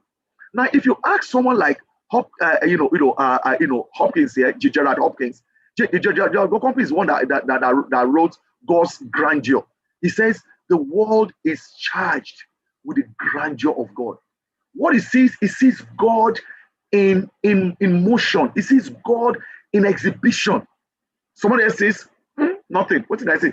It's just gases that are blowing around and matter that's going around. So why do we have these contradictions again that we ask? This is where we began, and this is where we are going to end. So, and when I say end, this is the beginning of the end. Everything I've been saying for the past 1 hour is actually introduction to this class. And if you catch the introduction, then you will catch this class. So here is the way I would like us to jump into it. Let me lay a foundation. And my foundation is found in Psalm 19, verse 1-6. And so when you think about that, God's eye, I want to think about this. It said, the heavens declares the glory of God. It's not just matter and gas that's moving around. Say the heavens declare the glory of God. The sky proclaim the works of his hand. Day after day, they pour forth speech. Night after night, they display knowledge. So the Bible is saying knowledge being displayed. It said there is no speech or language where their voice is not heard. Their voice goes out into all the earth. Their words to the ends of the earth. In the heavens, he has pitched a tent for the sun. That is God. This scripture is affirming that there is creation and there's a creator. He said he has pitched a tent for the sun, which is like a bridegroom coming forth from his pavilion, like a champion rejoicing to run his course. It rises at one point of the heavens and makes a circuit to the other part. Nothing is hidden from his heat. That is what the Bible says. The Bible says that God is speaking. Everywhere he's speaking. You don't have to speak English or Yoruba or Efik or Kanuri or Chui or whatever. Every human being in the world looks around what God has made and they begin to create their story. They begin to create their story by just looking around. So this is Genesis of that story. That story is born by the things that we see. And when you look at that very intriguing story that happened in Acts of Apostles in a place called Athens, when Paul went to go and evangelize and he didn't see Timothy and rest of the crew, so he couldn't do what he wanted to do, which is what happens to every one of us. But he roamed around the town. And while he was looking around, he saw that they were filled with all kinds of religious inscription, religious beliefs, and gods. Then that was where he now began to argue with them. And then a group of the Epicureans, I want you to actually remember this word. Maybe you should go and Google it like we normally say. Those days they say go look up the dictionary. Google it. Epicureans, two set of people, and the Stoic philosophers, they began to dispute with him. By the end of this class, I'm going to go back to this passage again. Then I'm going to explain some inside scoop of this passage. They began to dispute with him. Some of them asked, what is this babbler trying to say? So it's not just today that we see counter reasonings. What is the babbler trying to say? Others remarked, well, he seems to be advocating some foreign gods we don't know. They said this, why? Because Paul was proclaiming the good news about Jesus, whom they have no idea, and the resurrection, which is also very new to them. Then they took him and brought him to the meeting of the Areopagus, where they said to him, may we know what this new teaching is that you are presenting? You are bringing some strange ideas to our ears, and we want to know what they mean. And there's a parenthesis. Parenthesis is an explanation of something that's just been said, or something that I've been written down. A parenthesis is found in verse 21 that says, all the Athenians, like all Lagosians, for example, and foreigners who live there, spend their time doing nothing but talking about and listening to the latest ideas. Today, what is trending? What is the headline on Facebook, on Twitter, on Instagram? That's what we do, really. Now, because Paul understood the culture, he understood their religious belief. So Paul stood up in the meeting of the Areopagus and said, men of Athens, now, when you are dealing with people who believe in things different from your own, don't just rush into condemning those people. That is not respectful. Nobody wants to listen to somebody who just goes around blowing at their doors and telling them you are wrong, you are wrong, you are wrong. He said, men of Athens, I see that in every way you are very religious. He commended, at least they are thinking. You are very religious. And it shows them how he knows that they are thinking. For as I walked around and looked carefully at your objects of worship, I even found an altar with this inscription, to an unknown God. These Athenians wants to make sure that they recognize every known deity of man. And just in case they miss your own house, they built another altar. In case we don't know your own, no, this is your own. Just so that you don't come and say we didn't pay homage or we don't show respect. Because Athens was a melting pot of all kinds of beliefs, all kinds of tradition, like Accra, Ghana, like Johannesburg, South Africa, like Abidjan, like Lagos. Everybody comes there. People come there. Paul said, "This thing now, what you worship as something unknown is, I'm going to, I'm going to proclaim to you." So he caught their attention. Of course, who doesn't want to know the God that is unknown? He caught their attention. See, that is how we now begin to look at this exciting class. As far back as 2005, this pie chart shows the distribution of major world religion, with Christianity claiming 33%. That was as far back as 2005. Obviously now that is over a decade ago. The indices will have changed a bit. And when we say Christianity, include Catholics, which is about 1 billion people on earth. Catholics, and Catholics have all kinds. Both you have the traditional Catholic, we have the Reformed Catholic, and we have the Santeria Catholic in South America, where they were able to fuse voodoo with the Catholic religion, Santeria. They have them in South America. So includes the Catholic, the Protestant, and Protestant have thousands of denominations. We have the Protestant, we have the Eastern Orthodox, Pentecostals, Anglican, Monopolies, Latter-day Saints, what they call the Evangelical, which we are, believe it or not, we're actually part of that group. Because that's the group that we fit in, really. The Evangelical, we have the Seventh-day Adventists, Jehovah's Witnesses, the Quakers, the AOG, the Nominal. It's just so many. They form as at 2005. This very diverse group form 33% of people that align with the belief called Christianity. So 1% is Islam. And within Islam, we have scores of denominations too. I mean, you guys, I know we know the Shiites and the Sunni. We have the Sufis. We have so many of them. We have the charismatic, Islamic group. We have different kind of Quran also. So they tell you there's only one Quran. It is a lie. And that's why you need to know this worldview. And Islam is not one. They have various warring parties of Islam. Then you have 0.22%, that align with Judaism. We have the Sikhism. We have the Buddhism, 6% of the world. We have Chinese traditional religion, 6%. We have the primal indigenous, this is the African traditional religion, and those in diaspora form 6%. We have Hinduism, but they are over a billion, 14%. Then we have the non-religious, include the agnostics. We're going to learn some of those words today. We include the atheists. We include the secular humanists. We include people answering none. We don't believe in anything. They form 60% of the world. Now, usually when I teach the class, actually where I stop. But because you guys are smart and you guys can tolerate all my rambling, I'm going to go further. So, do all roads lead to God? When we look at these beliefs, we're not looking at just religion. We look at beliefs behind those religions, because the belief is more important than religion. And you're going to find that one very soon. Somebody might say, "Oh, I belong to this religious group," but their belief is almost inimical to that group. So let's think about beliefs first before we look at religious group. Now, I'm going to provide for you 6 different. We will look at 6 different reasons why people believe what they believe in. Why do people choose a belief all over the world? One, because that belief provides some plausible structure, some kind of what will I say, some agreeable structure. So people like to be in a structure. I want to be so let me just align with this one.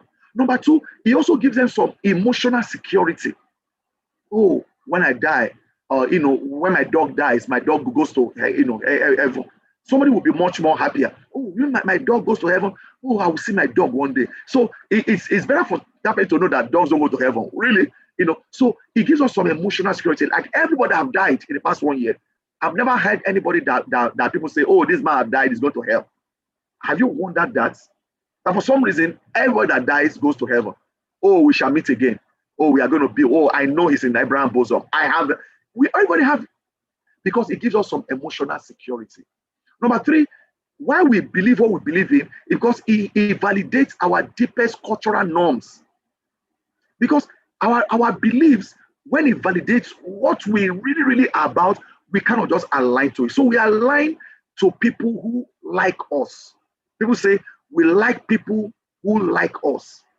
That's what happens. We tend to go to people who like us and we don't. And that's what happens even when we want to make friends in school, in our neighborhood, or even when we choose leadership. We like people that we like, so we put them in leadership and so on and so forth. Number four, beliefs help us to integrate our culture, to fuse it. When you have this belief, you can stand in.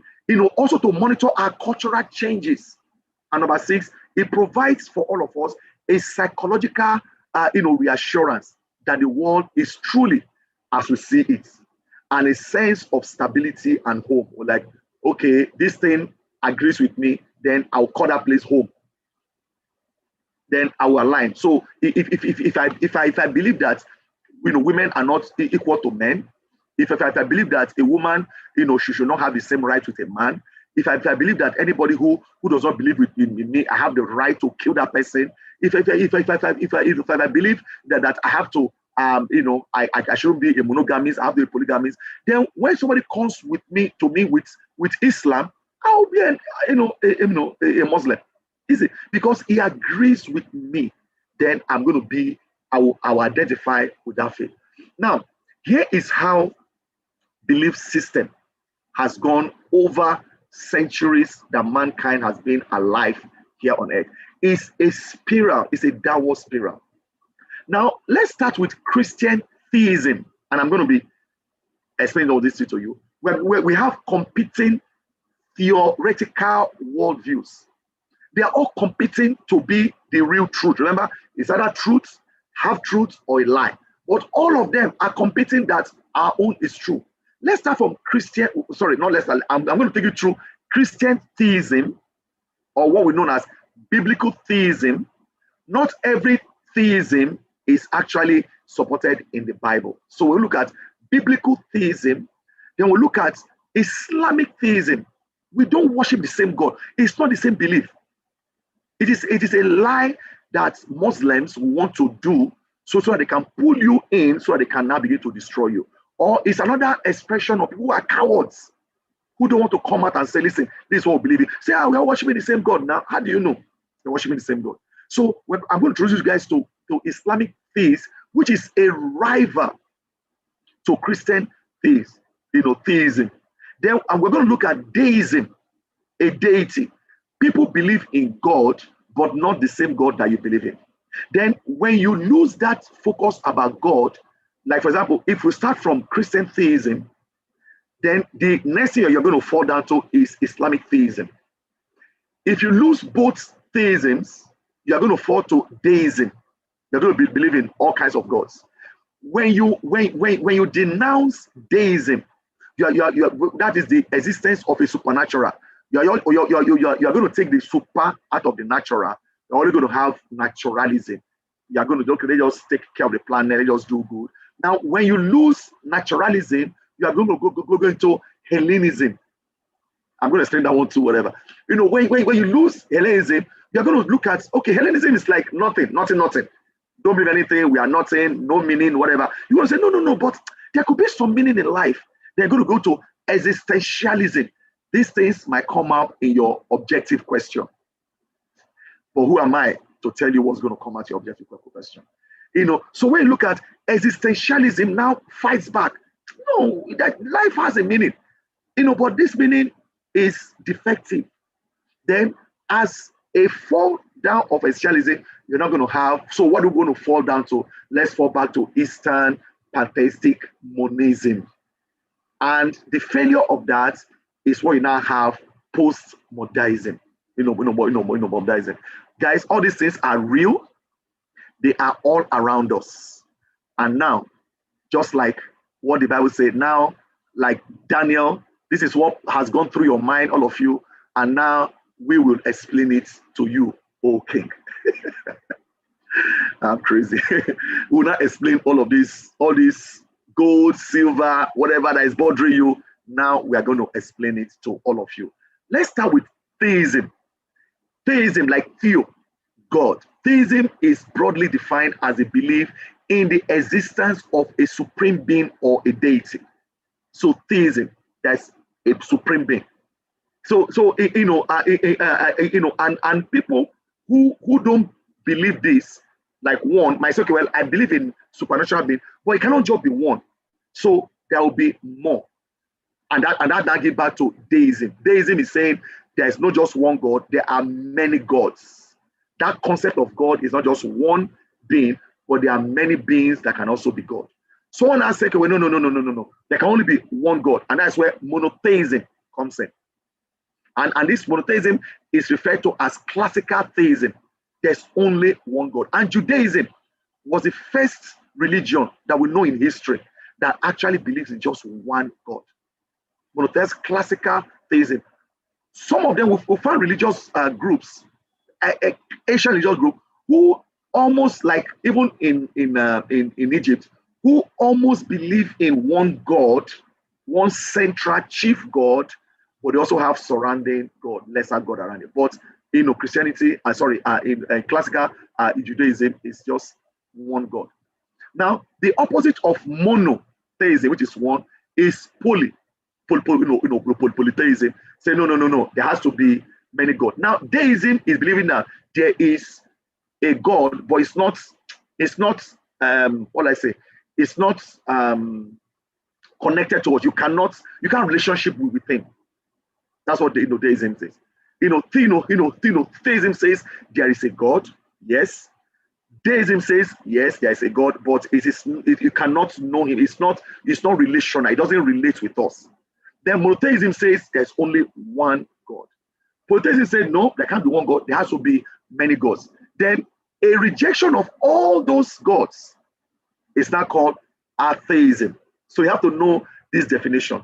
Atheism is commonly understood as rejection of theism in the broadest sense of theism. Anything about divinity, reject everything. So that is rejection of belief in God or gods. The claim is also the claim that the existence of any deity is unknown and cannot be known, unknowable. So when people are saying I'm an atheist, I don't believe in anything God. But some of them are going to say, well, how do you even know there's a God? I don't think you know there's a God. No, I don't know there's a God. Even though I see some signs, but I don't know. I don't know there's a God. And you two don't know, by the way, you don't know there's a God. So can we just cut to the chase? Those people are known as agnostics. That's agnosticism. So that man I met last week, Thursday, after I was talking, I looked at him and said, you are an agnostic, right? He said, yes. Was that yes, I'm an agnostic. And then you know what an agnostic is? Let me break it down. Now, I didn't say this to him. I said it to the other guys, somebody afterwards. An agnostic is defined as somebody who says, I don't know there is a God. From the word gnosis, knowledge. Agnostics against the knowledge that there's a God. I don't know. But they don't stop there. They don't just, if somebody says they don't know there's a God, that's okay. But they now come around and say, neither do you. I can't prove there's a God. I don't know there's a God. And I don't think anybody knows there's a God. So can we all just keep quiet about this God thing? So let me give you a very interesting definition of who an agnostic is. An agnostic is defined as a man or a woman or a person who does not know anything, or a person who is ignorant of anything. But when you tell them they don't know anything, they turn around and argue with you. You see how it works? You say you don't know, Abi. Okay, can I teach you? No, you don't know. How do you know I don't know? That means you know something. So it's very contradictory. So an agnostic is someone who claims doesn't know there's a God. But when you try to explain to him, he argues with you. So how can you argue when you don't know something? So it's very contradictory. So let's break down the concept. First, we'll start with theism. Theism is belief in God or gods, supernatural. Monotheism is belief in one supreme God. Polytheism is belief in multiple gods. And under polytheism, we now have this dualism. That is belief in two supreme opposed power. Some of you might not know, you might believe in it. Some of you might think that Satan is the opposite of God. When I was a young child, I actually thought that. Now, that was how I was saying. I said, okay, there's what's and opposites. That's where you have the law of dualism. So that Satan is the opposite of God. No, Satan cannot be. That means you are equating Satan. You're only saying that Satan is a bad God. Then I have a good God. So within that polytheism, some people believe in that. Then there's now animism. Animism, is that belief that objects, anything that's when you talk about animating, you put like natural characteristics on inanimate. Animate characteristics on inanimate objects. So they believe that objects, places, creatures, creatures all possess distinct spiritual essence. That's why if you go to a place like India, they worship even an ant hill. They worship the monkey. In some places, even here in Nigeria, they worship trees. In Israel time, they worship trees, any big tree. You hear people go and worship at one big tree, Araba. So they go to Idi Araba. Idi Araba, that's the foot of that big tree. And the Igbos might say Arabanko. I'm just joking. No. Then they have this, Obeche tree, mahogany tree, Iroko, Idi Iroko. Idi Iroko is not far from here where I live. Idi Iroko tree. So they now go and tie this white cloth around that tree. Anything that is big, majestic, they say, man, it must be God. People look at the moon. Wow, man, this moon and the moon are attracting insects at night. Then dogs will howl at the moon. Then the wolves will howl. Then the moon controls the upward movement of the waters of the sea, which is called the waves of the sea, whatever. People now begin to worship the moon. So anything you cannot explain, you worship. The sun, so majestic, they begin to worship the sun. So under that, many gods. We have dualism, we have animism, they also have pantheism. Pantheism is what you see in the Eastern religion. That is, they identify God with the universe or regards the universe as a manifestation of God. Everything now becomes God. They see God everywhere. Now, following that, under theism is Islamic theism. Now, I'm not going to dwell too much because I'm saving it for the last, because there's something you need to know about Islamic theism. How does somebody become a Muslim? You need to know. There's actually what I want to call the Muslim sinner's prayer. If you say it 3 times with all your heart, you believe in your heart, and you say with your mouth, you're a Muslim. And what does that mean? If you can just say, La ilaha illallah Muhammad Rasulullah. La ilaha illallah Muhammad Rasulullah. La ilaha illallah Muhammad Rasulullah. What does that mean? There's only one God. There's no other God but Allah, and Muhammad is the messenger of Allah. If you say it 3 times with your heart, then you are a Muslim. And how do you enter Al-Jannah? How do you enter paradise? Before you die, just say Allah Akbar. God is great. So you see all those Muslims, before they blow themselves up, Allah Akbar. If you have watched Slumdog Millionaire, before that guy, before he died in his bathroom top, whatever, Allah, I say God is great. So that's actually this worldview is the most dangerous worldview today. It's the most aggressive. And I'm going to talk about that very soon. And that's why we need to learn about this worldview. So let's go to deism. Remember, start from theism. Now, deism is the belief that God exists and is ultimately responsible for the creation of the universe, but does not interfere directly with created world. That means we cannot, there's no relationship. They don't believe in miracles or revelation. It is also a rejection of those miracles as a source of religious knowledge. So people who are deists, like who was that popular deist? Like what's the name again? This scientist, what's the name again? Anyway, I'll remember, whatever. The guy came up and said that the God is like a watchmaker. If you've heard that before, a watchmaker. A watchmaker makes watch, he winds it and leaves it alone, so it doesn't interfere. So the world is just going around, whatever. So God is not that. So that is this. They believe that there's a spirit. But that spirit has long gone. It doesn't interfere with our world anymore. Now, when you reject the presence of the spiritual, what you're going to end up with is agnosticism. That is the claim that existence, that's the claim that the existence of any deity is unknown or unknowable. You see how it's falling down.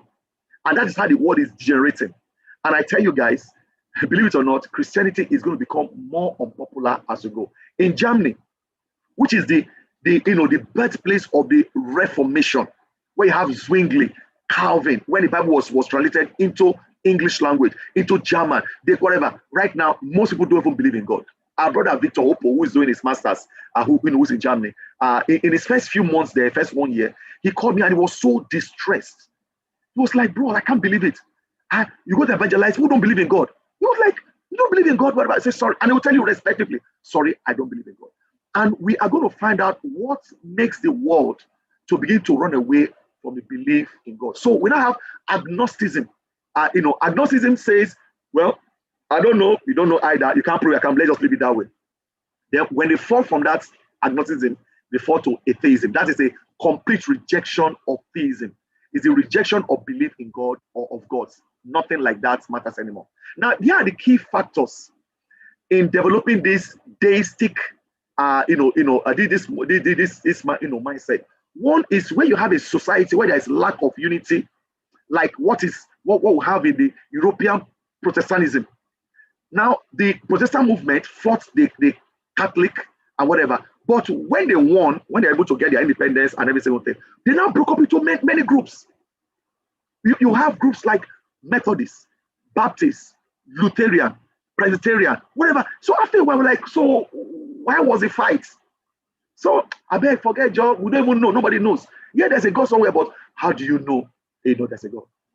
Then number two is the change in the location of authority. Before, when people want to know truth, they go to holy men. I remember even growing up here in Lagos, when my mom wants to travel, or when any of us we are sick, the first thing is not to go to a doctor, they go to an alpha. There was one we had somewhere in Lagos, one old man, white garment or one old man. When my mom wants to travel, he goes to go and seek, oh, should I travel? Is the road good? Whatever. So people believe in holy men. But when we now find that those holy men are not as holy as we think they are, people now say, oh, okay, these people are fraud. And so that's a development of natural science will now offer us hope. Why will I have to go to an alpha or one priest when I can go and see Dr. Francis? And you see, think about it. And I catch myself many times. I've caught myself when I'm sick, many times. My first inclination is not to pray. First is to go, let me take up my insurance card, and go and see the doctor. So I can imagine where we, after a while, will now begin to now believe in what our hands can do, and we now disassociate it. Yeah, there's God, though. But where he's somewhere, we don't know. But heaven help those who help themselves. So the guy is Isaac Newton. The scientist I was trying to remember. Isaac Newton, he was one that gave that notion that there's a clockwork. The whole world is, there's a watchmaker, which is called God. He made the whole world and abandoned the whole world. We are on our own. And that's where you begin to hear things like heaven help those who help themselves. I heard that statement even as a young boy. My mom used to tell me that statement. When I tell my mom that I went to exam, people were cheating exam. It's like, but Bible say heaven help those who help themselves. I never knew that statement was not found in the Bible. So you can see our worldview. In our mind, we say we are Christians, but the things we do actually defile that Christian worldview. So here is the life story of a deist, deism. If you ask that's a 7 question that will ask. Excuse me, I think I have a sharp inhale of air. So let me just take a sip of my green tea. I'm trying to tell you guys what I'm drinking, so you guys don't start having a preposition about what I'm drinking. I know what you guys are thinking. Amen. So when you ask that same question, where did we come from? How did things go wrong? How will it are you going to be redeemed? Normally you probably say God who created the universe and sent in the perfect motion, then he let it run. That's what you're going to say. Yeah, God created the whole world, but it's no more involved. So how did things go wrong? Well, primarily, really, things just get out of hand. The watch just got out of hand. We know because we began to get too much involved in metaphysics. So how are things going to be redeemed? Well, we're going to figure it out. We're going to more reasoning, more into it, and that's how it's going to be. Now, this is the philosophical assumption of deism. There is a God, but it's transcendent. It is way beyond us. Christianity says there's a God. That God is immanent from the word Emmanuel, God with us. Immanent. That's why people still spell that Emmanuel with an I. Immanent. God is with us. That means our God is not too far. God is close by. But people that who believe in this worldview say, well, our God is not immanent. It's not fully personal. We cannot really understand him. So he's not sovereign over our fears. So, but what about the cosmos? What we see around us? Yes, it was created by God, created by God. But we have to now take our future into our own hands. So human beings, though we are personal, we are just a part of that clockwork universe. You see how hopeless it can really be. So you ask him about knowledge. How do you know the things you know? Yeah, we know by just natural knowledge. Things just come to us. What about ethics? How do you know when something is right or wrong? Well, it's limited to just general revelation. So what is right for you might not be whatever for me. So it's very relative. So we look at the law of nature. So dog eat dog, man eats man. So what about history? History is a line. It has a cause, and that cause is determined by creation. You see, we can ask this question on every worldview, and you're going to get very distinct answer. So you see, from Christian theism, the world has fallen to Islamic theism.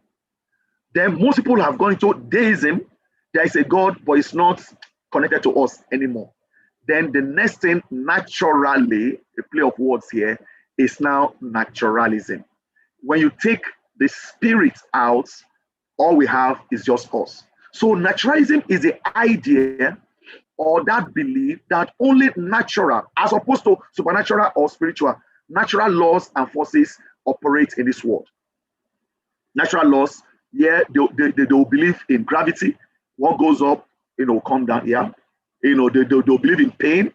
If you choke me, knife, I'll feel pain, whatever, but it's not any other thing. So adherents of this naturalism, that is this naturalists, they call themselves, they assert that the natural laws are the rules that govern the structure and behavior of natural universe. That's just it. That the changing universe at every stage is a product of these laws. Laws of gravity, laws of physics, laws of science, that's all. They don't attribute to anything. So naturalism, we now look like this. If you ask them, you and I will say there is God. Deism, they say, is a bridge between these two continents. That is, theism believes in God, naturalism believes in no God. So deism just comes in between it. So theism will say God. That's how it looks like. Infinite, personal creator, sustainer of everything. Deism will say also God, but God is reduced. He loses his personality through, though he remains a creator. Then naturalism will say God, but he loses his very existence. He loses his very existence. So we are all now left to the natural laws around us. So their story goes like that. I'm not going to take that time. I'm not going to read that. So you're going to read it afterwards. This is how, if you ask a question, so where did we come from? Random development, we just appeared. So what is wrong? Nothing really is wrong. Is anything wrong? If it's wrong, then it's wrong for you. So how will things be reasoned? Don't worry, by human reasoning, we are going to figure these things out. So this is their philosophical assumption. And that's what you find in naturalism. Matter exists eternally, and it is all that exists. There is no God. Matter has always existed. But of course, if they know science and physics, matter does not just exist. Matter has a beginning. What about the cosmos, the order that we see around us? They say, well, the cosmos exists as a uniformity of cause and effect.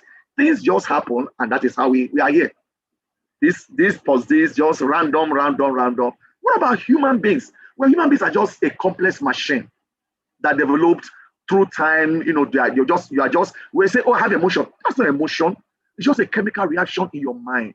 Oh, really? I'm feeling pain. No, that's the pain is not real. It is just a stimuli. So it is a reduction theory. It reduces things. It reduces things. So the things that we think are tangible, they reduce it to just inanimate. What about knowledge? See, knowledge comes from our inanimate. It's something you just develop. What about death? Well, when you die, you just stop existing. What about history? It's a stream of events linking cause and effect without any overarching purpose. Just cause and effect. Afterward, just goes. What about ethics? It's a relative thing. It relates only to human beings. Ethics we make ethics up. So there are secular humanists, and of course I'm not going to bore you with all this. Just they actually have a website which I found. Let me go back to it. This is AmericanNaturalist.com. This is where those guys, where they put all their beliefs in. And it's good to learn some of those things, and they put all their manifesto. So I saw their manifesto. I just put it up there so that in case you want to join them, humanists and its aspiration. This is what they want to do. You know how you have our own vision statement and mission statement. So they reduce a creature of God to just a machine. That's what it is. We are just a machine. We walk, then we die. We only live to eat, then we die. There's no purpose in life, just make purpose for yourself and you die. So how do we now respond? How has the world responded to all this? First, theism, Christian theism, Islamic theism, then deism, then I begin to now have this naturalism falls down. Here are the ways that people have responded. Nihilism, 1. Existentialism, 2. Eastern, pantheism, 3. New Age religion, 4. Postmodernism, 5. Islamic theism is now making a way back. Now, grab your seats.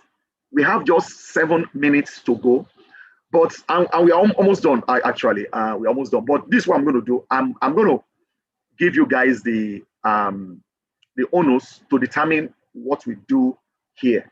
Do we stop here because we are just 6 minutes to the hour, or do we use another 30 minutes and see if we can just finish it up? I just want your comments. If you can type it up, whatever you guys say is okay with me. Just whatever you guys say is fine with me. What do you guys think? I am willing to go to teach this class till tomorrow. Somebody say let's do 30 minutes. Somebody say let's finish. Somebody say 30 minutes. I want to be sensitive to you guys. Let's go on that 30 minutes. Okay, glory. Okay, one day. Okay, all right. We are 28 there. Can I get a few more? Can somebody say please stop so that I can know that there is there. Okay, 30 minutes. So it looks like we want to do more 30 minutes. Okay. Oh, somebody said, oh, the intolerance of tolerance. We need to do that one, no? Man, you guys will love that. Oh, man. Okay. All right, so you guys are tolerating me now. Okay, thank you so much for your feedback. Now, this is how mankind has reacted. This is how they way. So let's take them one after the other. When you say, what is the answer? Nihil. So let me give you some formula to remember. Nihilism. Nihilism. What does that mean? This is actually the heart of naturalism. Nihilism is the rejection of all religious and moral principles in belief that life is meaningless. Nihil. When you remember the word nihil, again, this thing, I don't know, miraculously, it might come out in your multiple choice. But again, who am I to be saying things like that when we're not even there yet? So this guy is just saying, you know what? Rejection of anything, all religious belief, moral principle. Can you imagine? But the atheists believe in principle. The natural, these guys are no principle, no belief, nothing. Everything is like Solomon, meaningless. So this is a cool definition.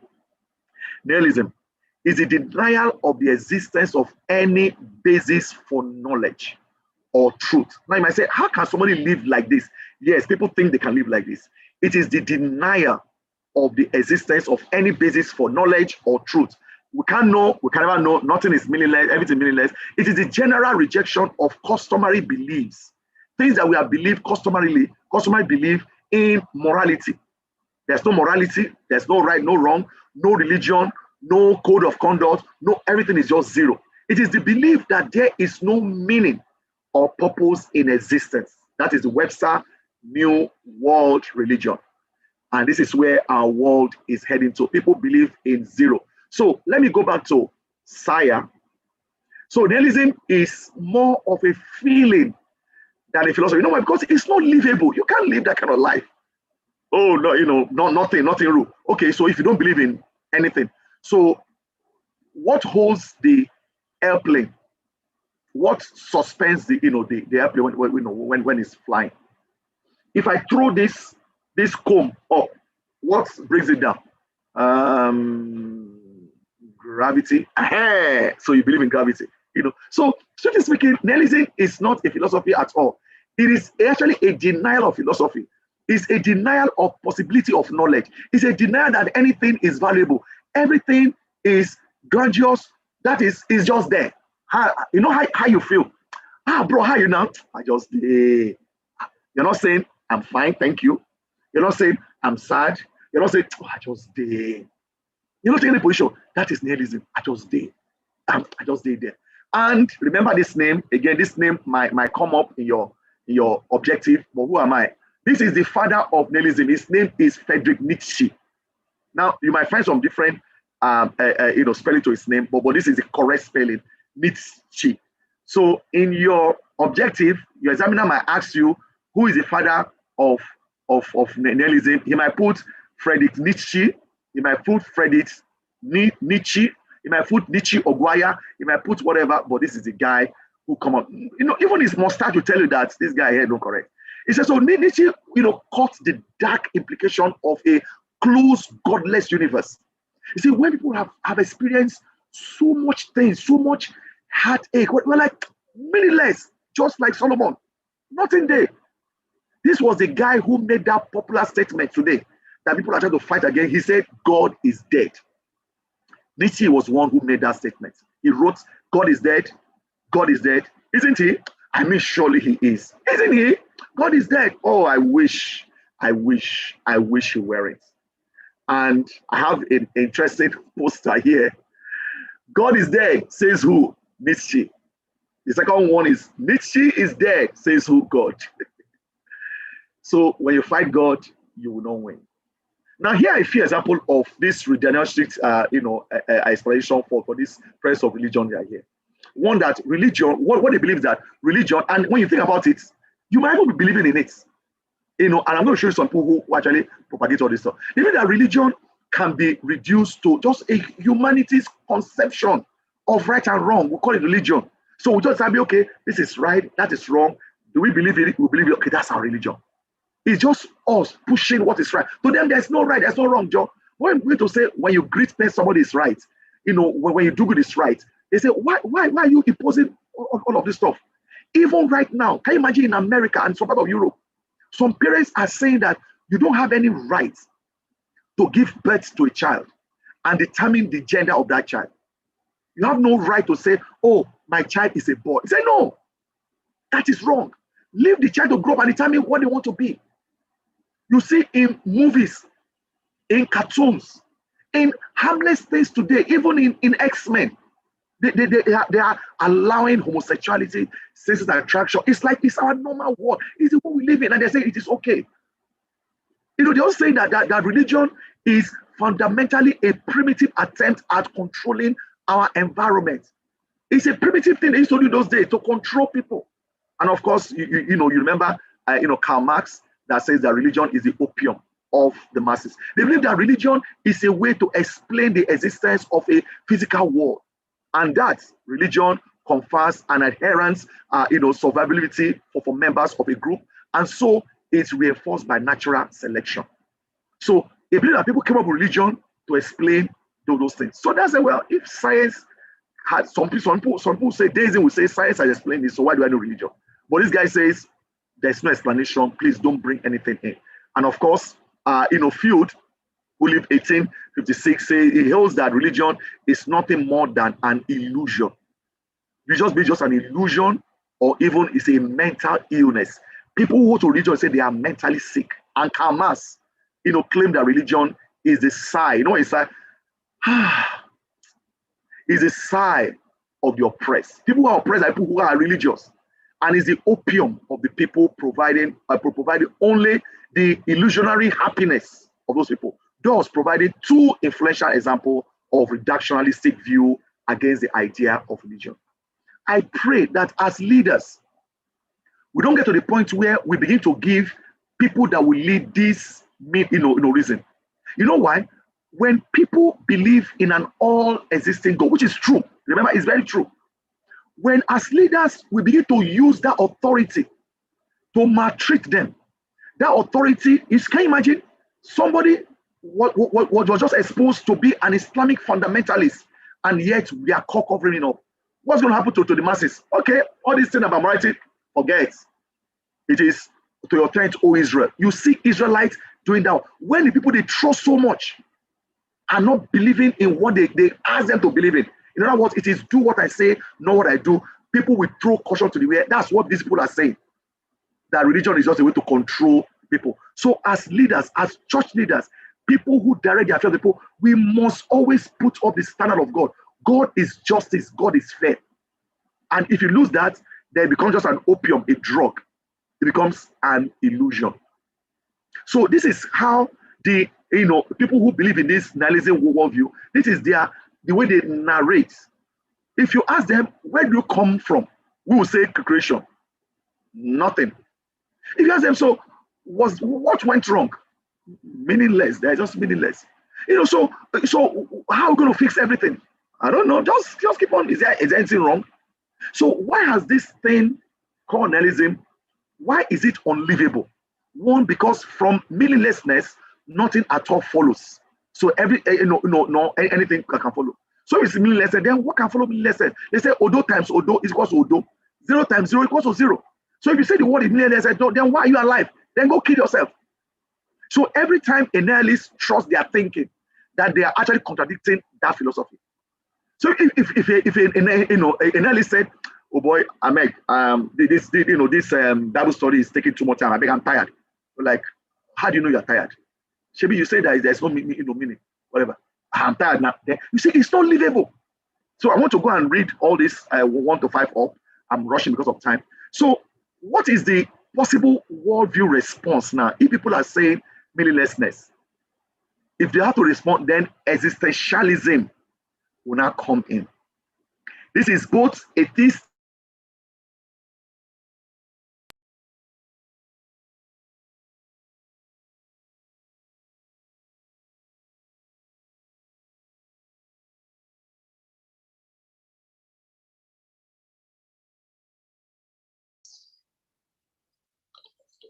I guess this is another network interruption.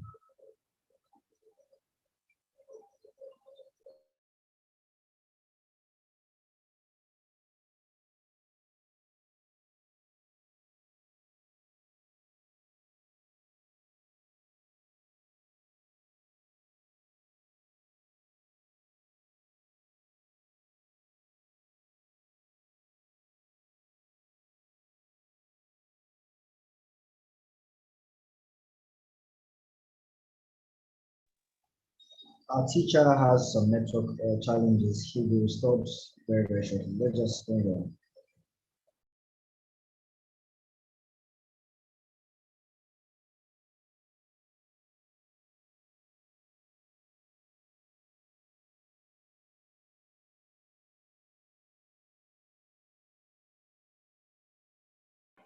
Sorry again, everyone. The internet just failed me.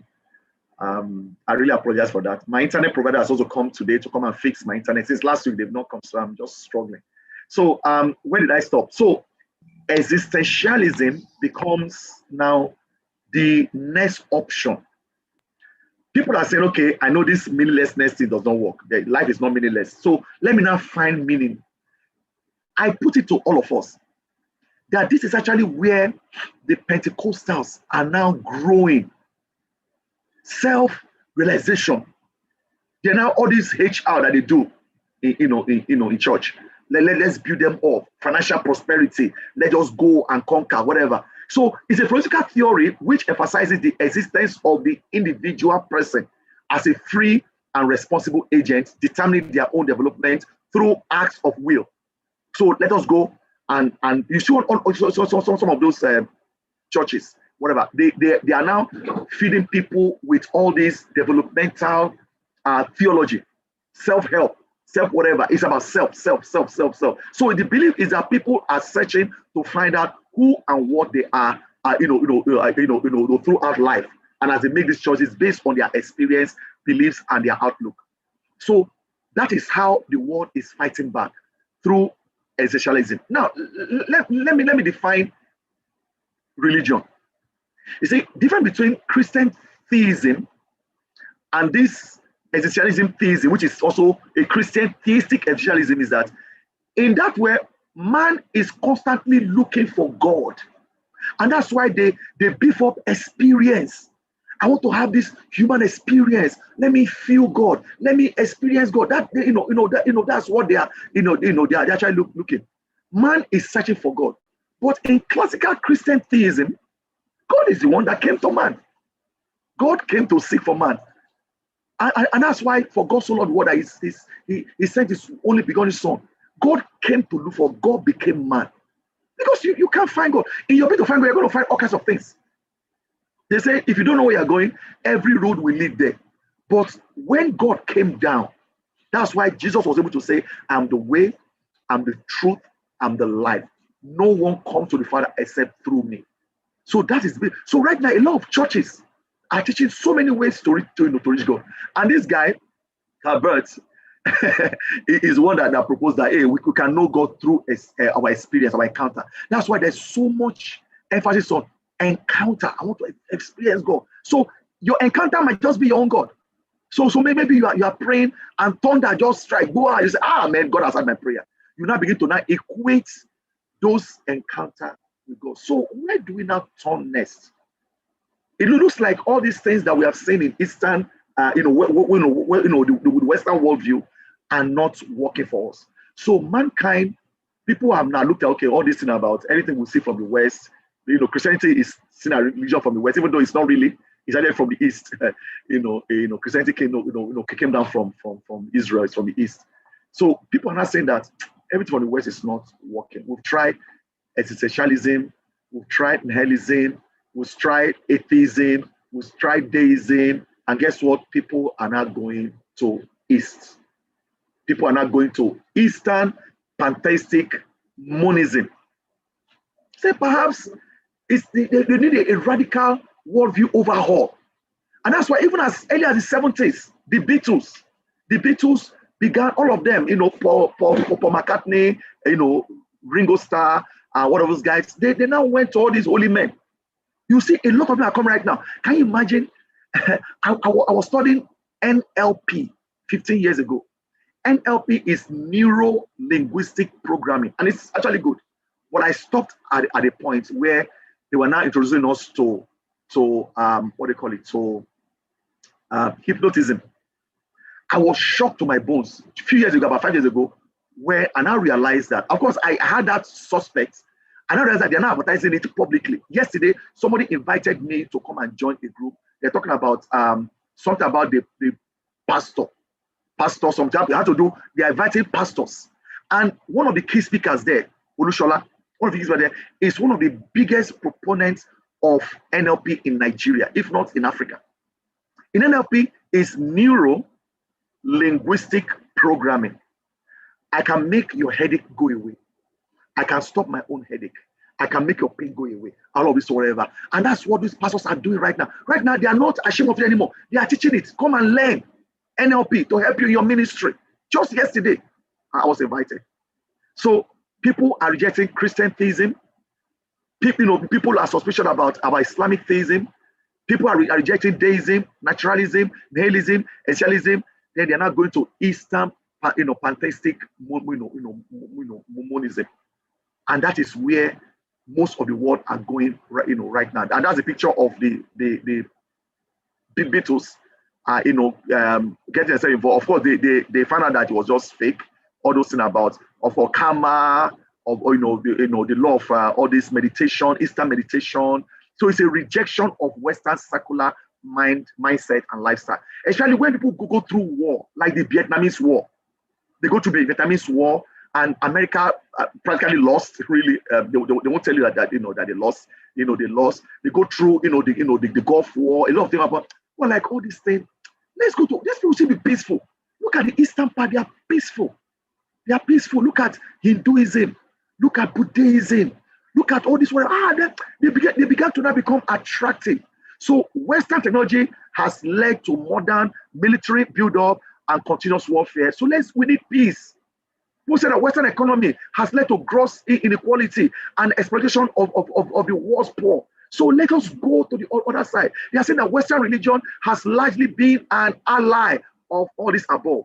So wherever you find all these things, you find all this religious group. So people said we are going to abandon it.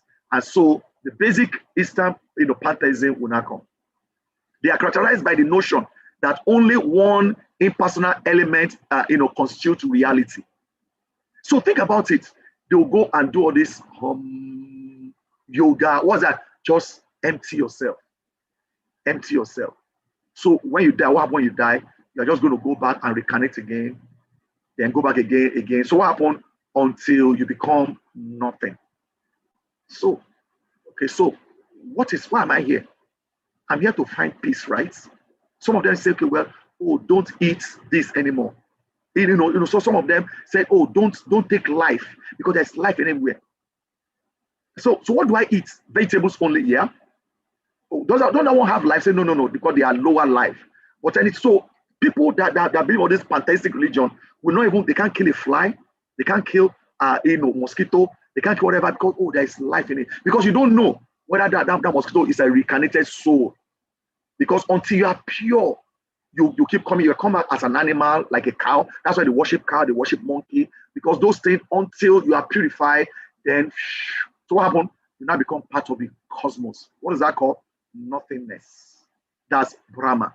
The soul of each and every human being is the soul of the cosmos. If you have ever watched Avatar, that's where all those giants, figure where you go and sleep, and your body will now come out, whatever. That is also how they believe. They worship the Maui or Yahweh, Maui, those three. You can see that even when the man and woman come together, the one they use is that we mate.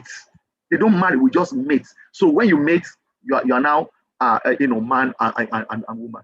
So many, if not all, they believe in many roads, if not all roads, leads to the same one thing. So they accept everything. So people love things like that. So, and I want you to go and read up all of this stuff. Death is the end of an individual, personal existence, but it changes nothing in the individual's essential nature. So to realize one's oneness is to pass through time. Time is unreal. History is cyclical. So what does that mean? You just keep going down.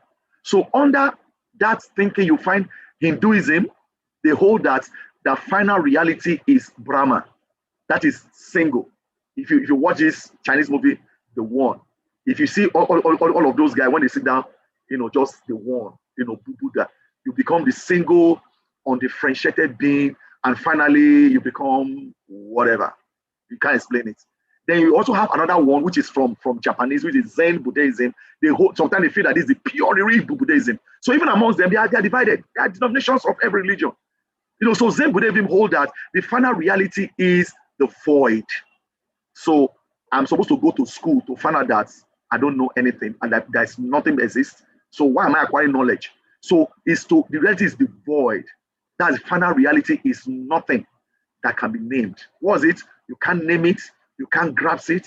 It has no mind. It's essentially an atheistic. It's just You see people, monks will stay in that position and die in that position. We found remains of monks. They stay in that trance.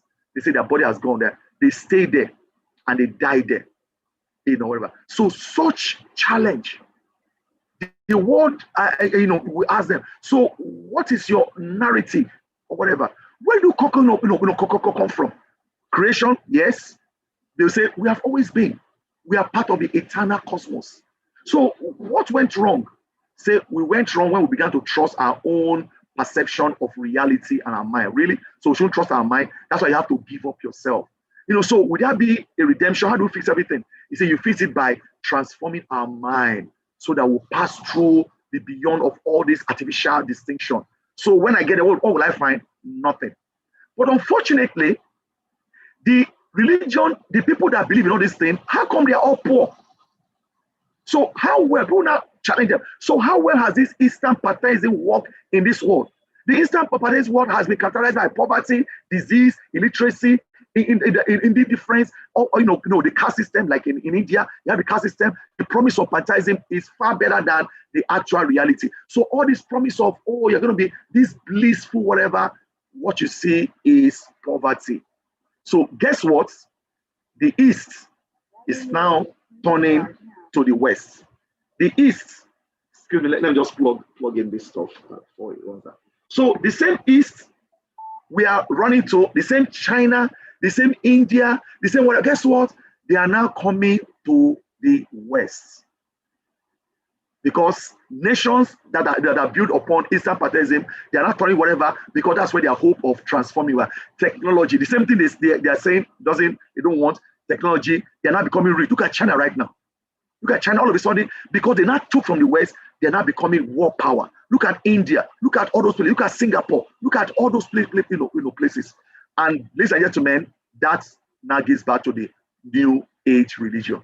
So Eastern pantheism has proved to be too radical a worldview to shift they shift for the Western something. So they have to have a hybrid. So let's bring Eastern pantheism and of course the Western worldliness.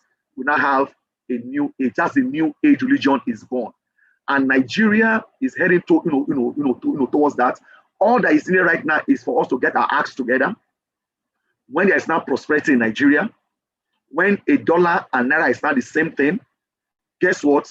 All those kilometers, Lagos-Ibadan Express Road, lined up with religious groups, they will now become artifacts. Just like right now in Germany, in Europe, Muslims are buying up what used to be cathedrals, church cathedrals. People say, why do I have to go to church when I have science?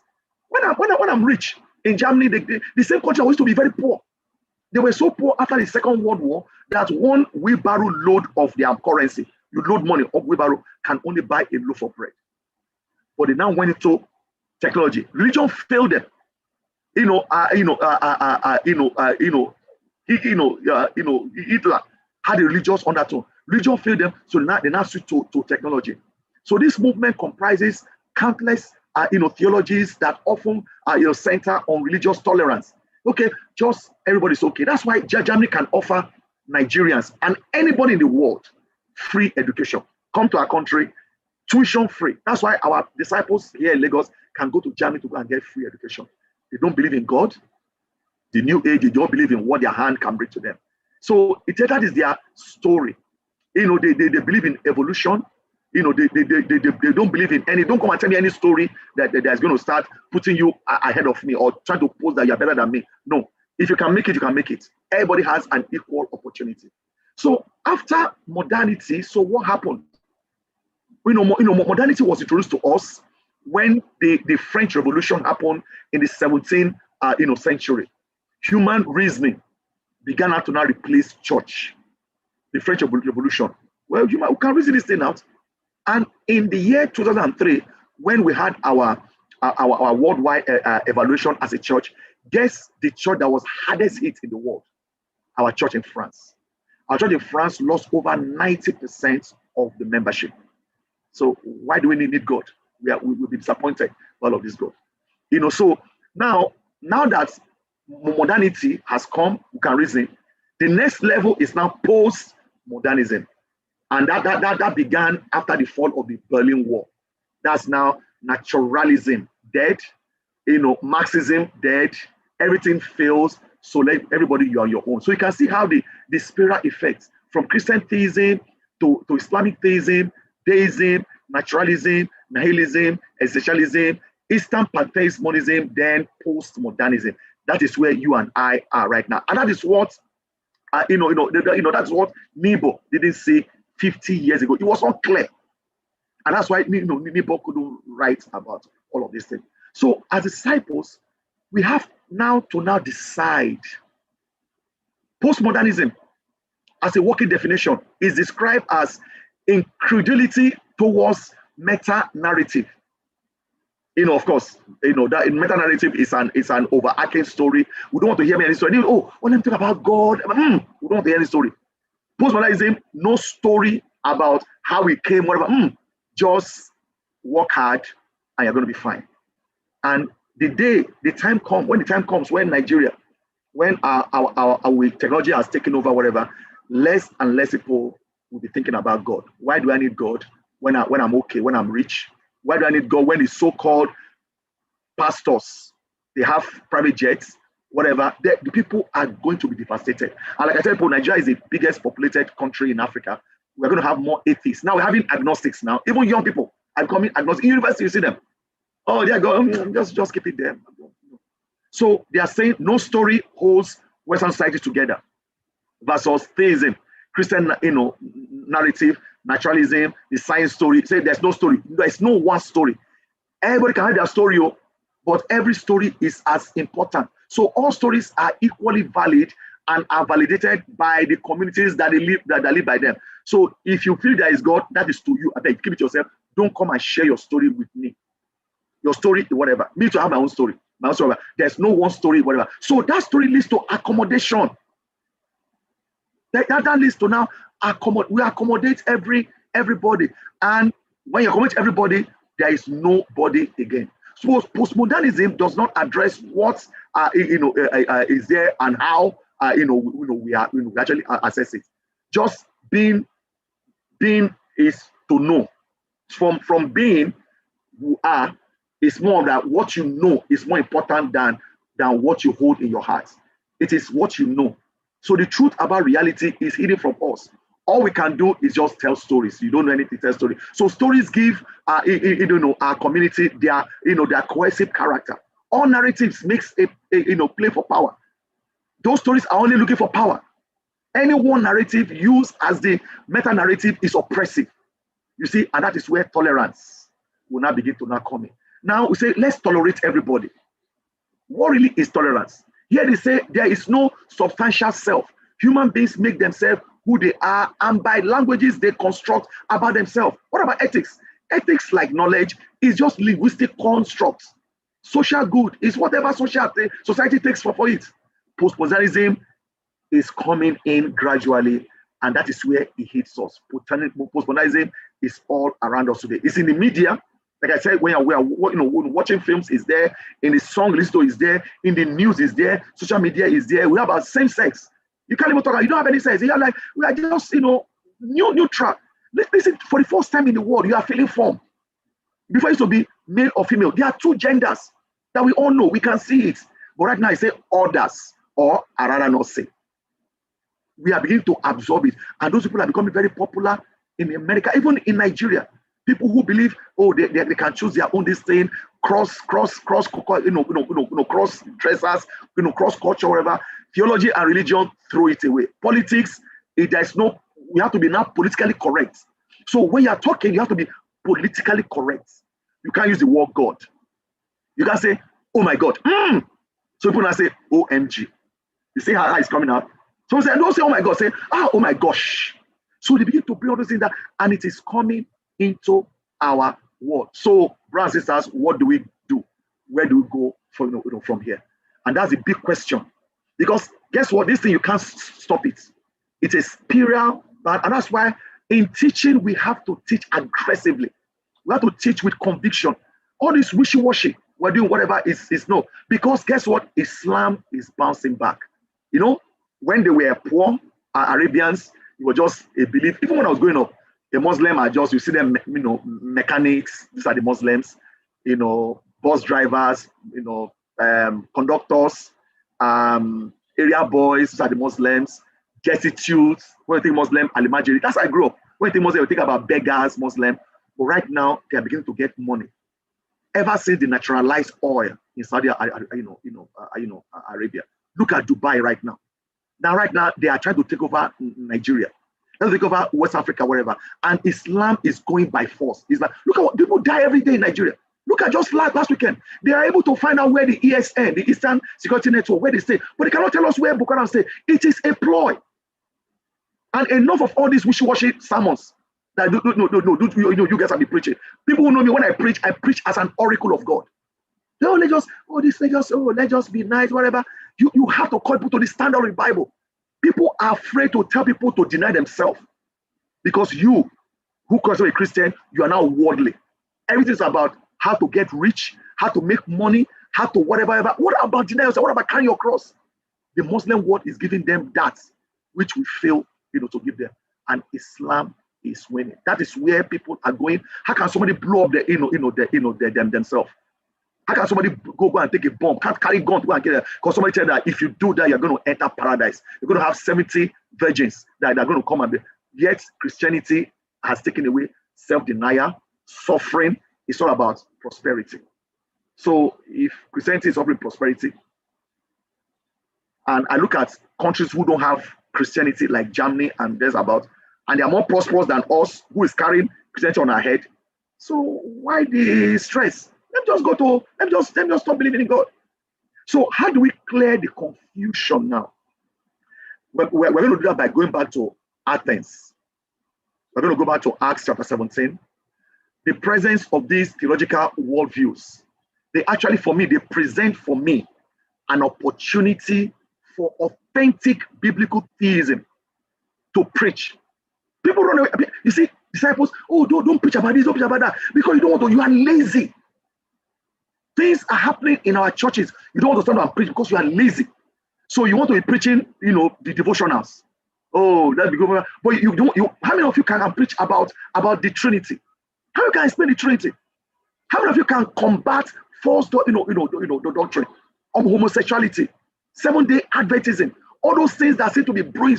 You guys, we don't want that one because we are lazy, and we're going to grow up, building lazy disciples who don't have spine. Who any small thing they will just fall because we too are. So for me, for almost 20 years, that's what I've been doing. I mean, someone reminded me the other day. So one elder was like, Emmanuel, when you're on the island, you used to do that. It's not be today I start. So it gives an opportunity to engage the West, to engage the world with the only worldview that can meet the intellectual. I've seen it. It can meet the practical demands of human life. People don't know because you are not telling them. Let us lay all this worldview. Let's ask those fundamental questions and see whether it is not only the Bible that can answer all of those questions, but how did Paul, do it? It's an opportunity to apply the worldview apologetics like Paul in Acts. He says, to that unknown God. Let's talk about things that people are saying. Listen to what Paul said. Paul started by affirming the truth in pagan culture. My PhD, before I even started my PhD, I knew the topic I was going to write, write on my PhD. And God just blessed me. I was exposed to a PhD in Christian apologetics and culture. That's what I'm doing. Christian apologetics and culture. I want to give answers. But if I want to go and find out answers. And I told myself 5 years ago, I'm going to go and write my thesis in the Republic, in the heart of voodoo religion. I want to study their religion.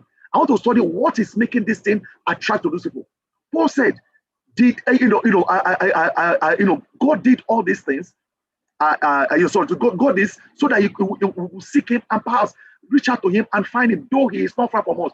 Paul said, even as your own poets have said, for we live in him, and we live and move and have our being. As some of your own poets have said, we are his offspring. When Paul made those statements, he was not quoting the Old Testament.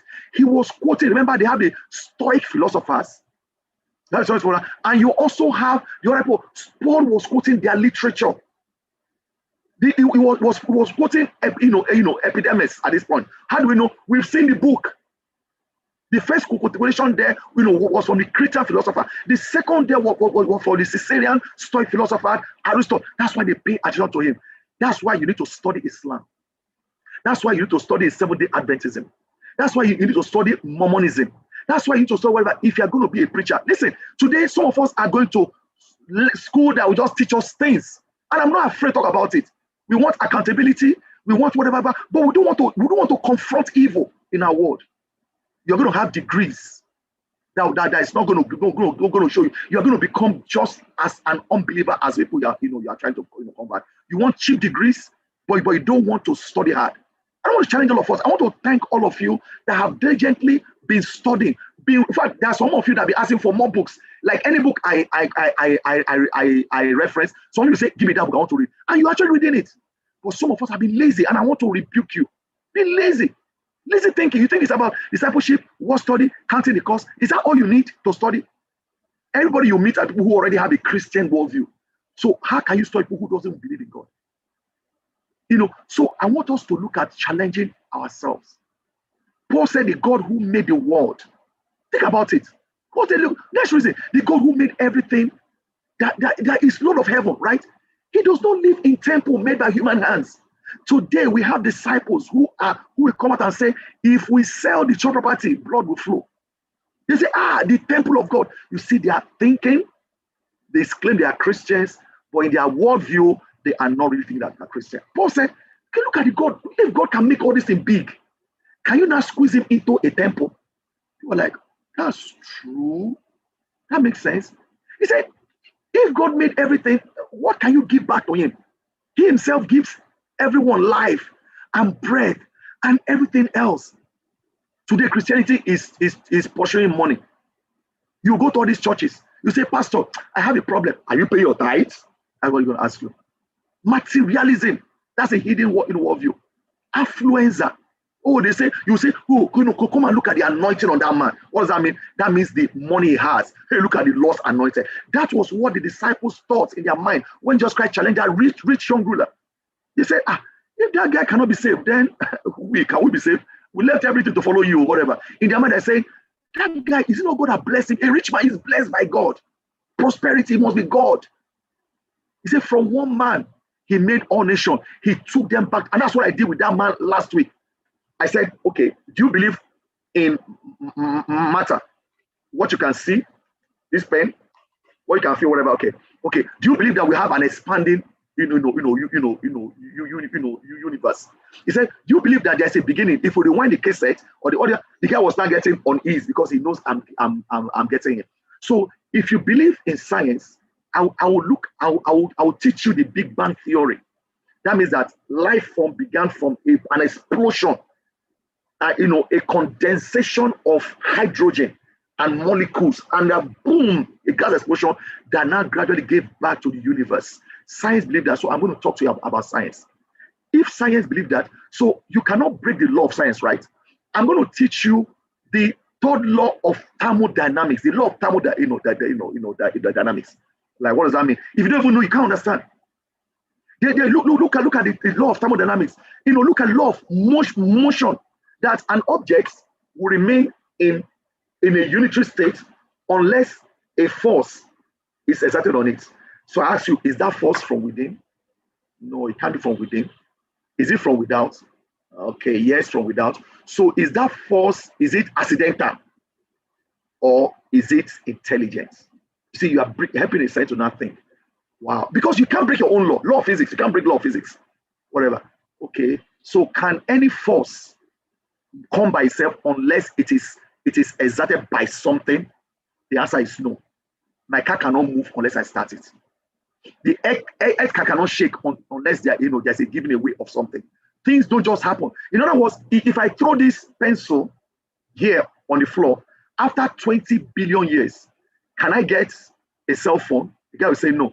So that means there is something that's controlling it. So if you believe in the Big Bang, and the Big Bang exploded, I'm not talking about God now, and the bang exploded, the big flash, and it gave back to all these planets, all these Andromeda galaxy, all these Milky Way galaxies that we have, or whatever. If we to rewind time, there's going to be a singularity. There's a point of beginning. So what in the world caused that explosion? That's whatever. That's where science gets stuck. Science can't tell you what, but the Bible can tell you who. That actually made all of this things. So you now begin to introduce God. The heavens declares the wonders of God, day after day, night after night. So Paul said, from one man he made everybody, right? Okay. So and he marks out where we live, he was not bringing them to the biblical theism. He sets boundaries. Therefore, since if we are God's offspring, if God gave back to me, and you say that God is gold, how come I'm not gold? If God gave back to me, and you say that God is stone, how come I'm not stone? Come on, guys, reason. He said, therefore, since we are God's offspring, we should not think that the divine being is like gold or silver or stone. He now laid the hammer down. He said, in the past, God overlooked such ignorance. That was on ignorance. Yes, we didn't know. We look at the stars and we start worshiping the stars. We begin to name the stars: Aries, Sagittarius, Capricorn. All over, we need to worship the stars. We say, oh, our lives are controlled by the stars. We look at the moon, we need to worship the moon. Even Islam is controlled by the moon. We look at the sun, we start worshiping the sun. The Egyptian religion, Horus, all those things. But now that was ignorance. But now God has come to us. That is called religion. Religion is man's way of going to God. Christianity is the reverse. It's God's way of coming to us. In the past, God overlooked such ignorance, but now he commands all people everywhere to repent. We need to stop that thinking. He has set a day when he will judge the world with justice by the man he has appointed. He has given proof of this to everyone by raising him from the dead.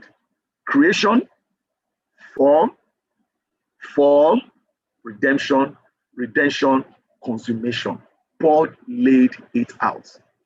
So it's not him. When you have this worldview, you don't look at Hinduism. I mean, I wanted to bring my artifacts. I mean, I just go to make this class very long. I was in India and I stumbled into an Indian shrine. And even I thought it was one kid I entered. After that, what we were saying, they are just gods.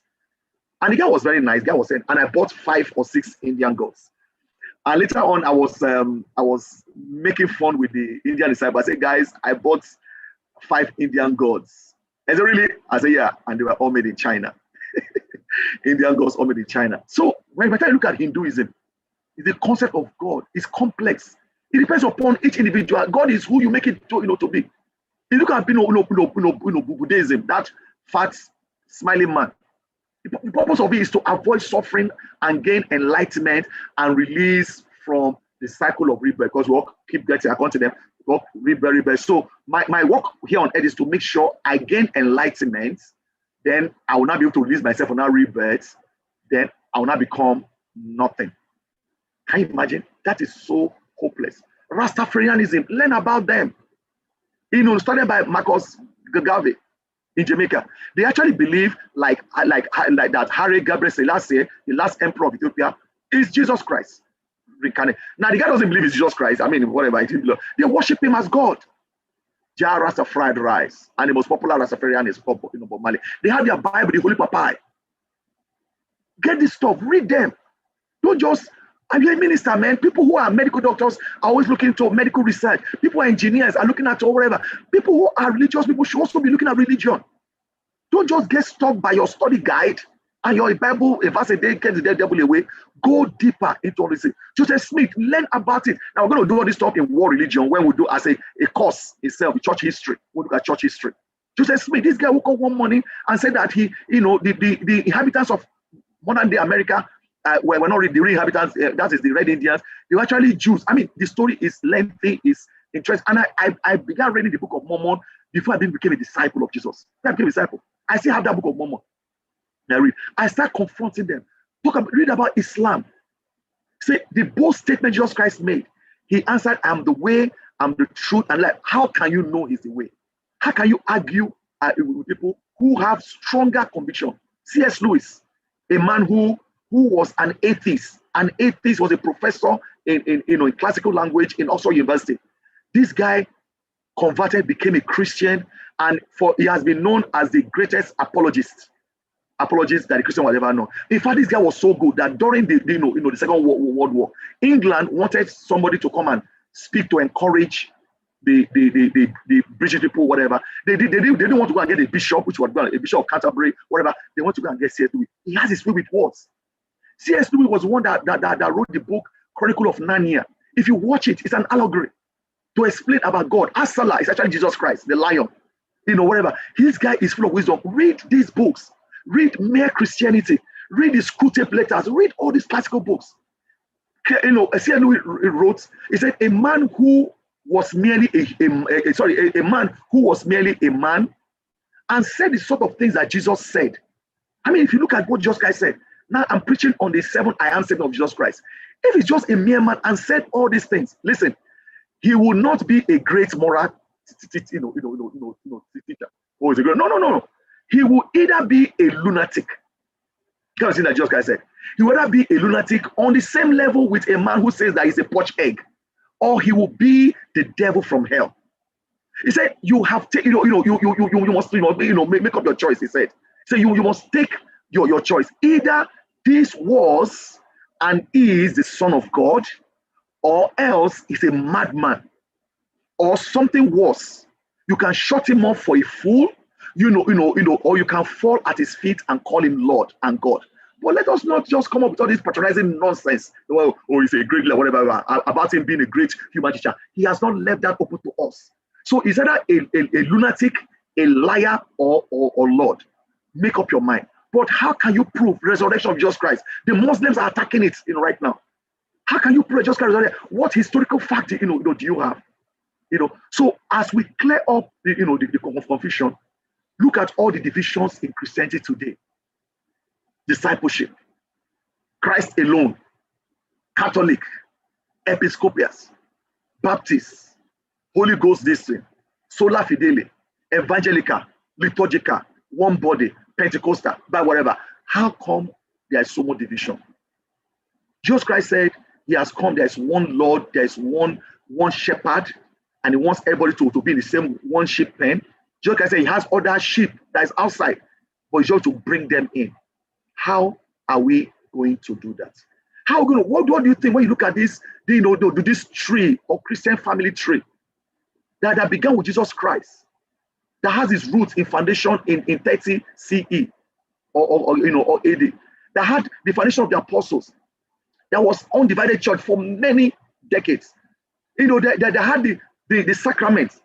What do you call sacraments? Baptism, marriage, communion, whatever. All of a sudden, we have Catholic, we have the great schism. Schism is a divide. We have Protestant, we have the radicals, we have the conservative, we have the Anglican, the Eastern Orthodox Church. What do you see? This is what the world sees and says, there is no God, I beg. If they believe in one Jesus, all of them believe in one Jesus, and yet they have a different doctrine. How do you explain this? Matthew chapter 7, verse 21 says, not everyone said, Lord, Lord, without the kingdom of God. How do you know, even if you are part of those who are saying Lord, Lord, or who are not? Many will say to me on that day, Lord, Lord, do not prophesy in your name, and in your name drive out demons, perform many miracles. Jesus Christ will say on that day, I don't know you, I never knew you. Is that not scary? Is that not enough reason why you should study your Bible more? Is that enough reason why you shouldn't play with this MTA? If we have placed an Oxford University or a Cambridge University or whatever university degree attached to it, would you be doing it? You see, that is what is happening right now. People run after only paper, but not just they say, our church is going to be hot the way we are doing. So again, I ask, why do people believe what they believe in? Maybe because it provides a plausible structure for you. Oh, at least I'm in a church, ICOC. That's what I believe in. Are you ICOC or are you a child of God? Are you ICOC or are you of Jesus Christ? Oh, I have this emotional security. Is that why you are here? Oh, it validates my innermost culture, whatever. Is that why you are here? Oh, it helps me, more to actually integrate my culture. Is that why you are here? Oh, it helps me to monitor changes in my culture. It provides my psychological reassurance that the world is truly as you see it to be, or a sense of stability, or I call it hope. Is that why you are here? Is that the kind of church you are building as a disciple, as a leader? Is that the kind of Christians that you have? And that's why people are not deep in Bible study.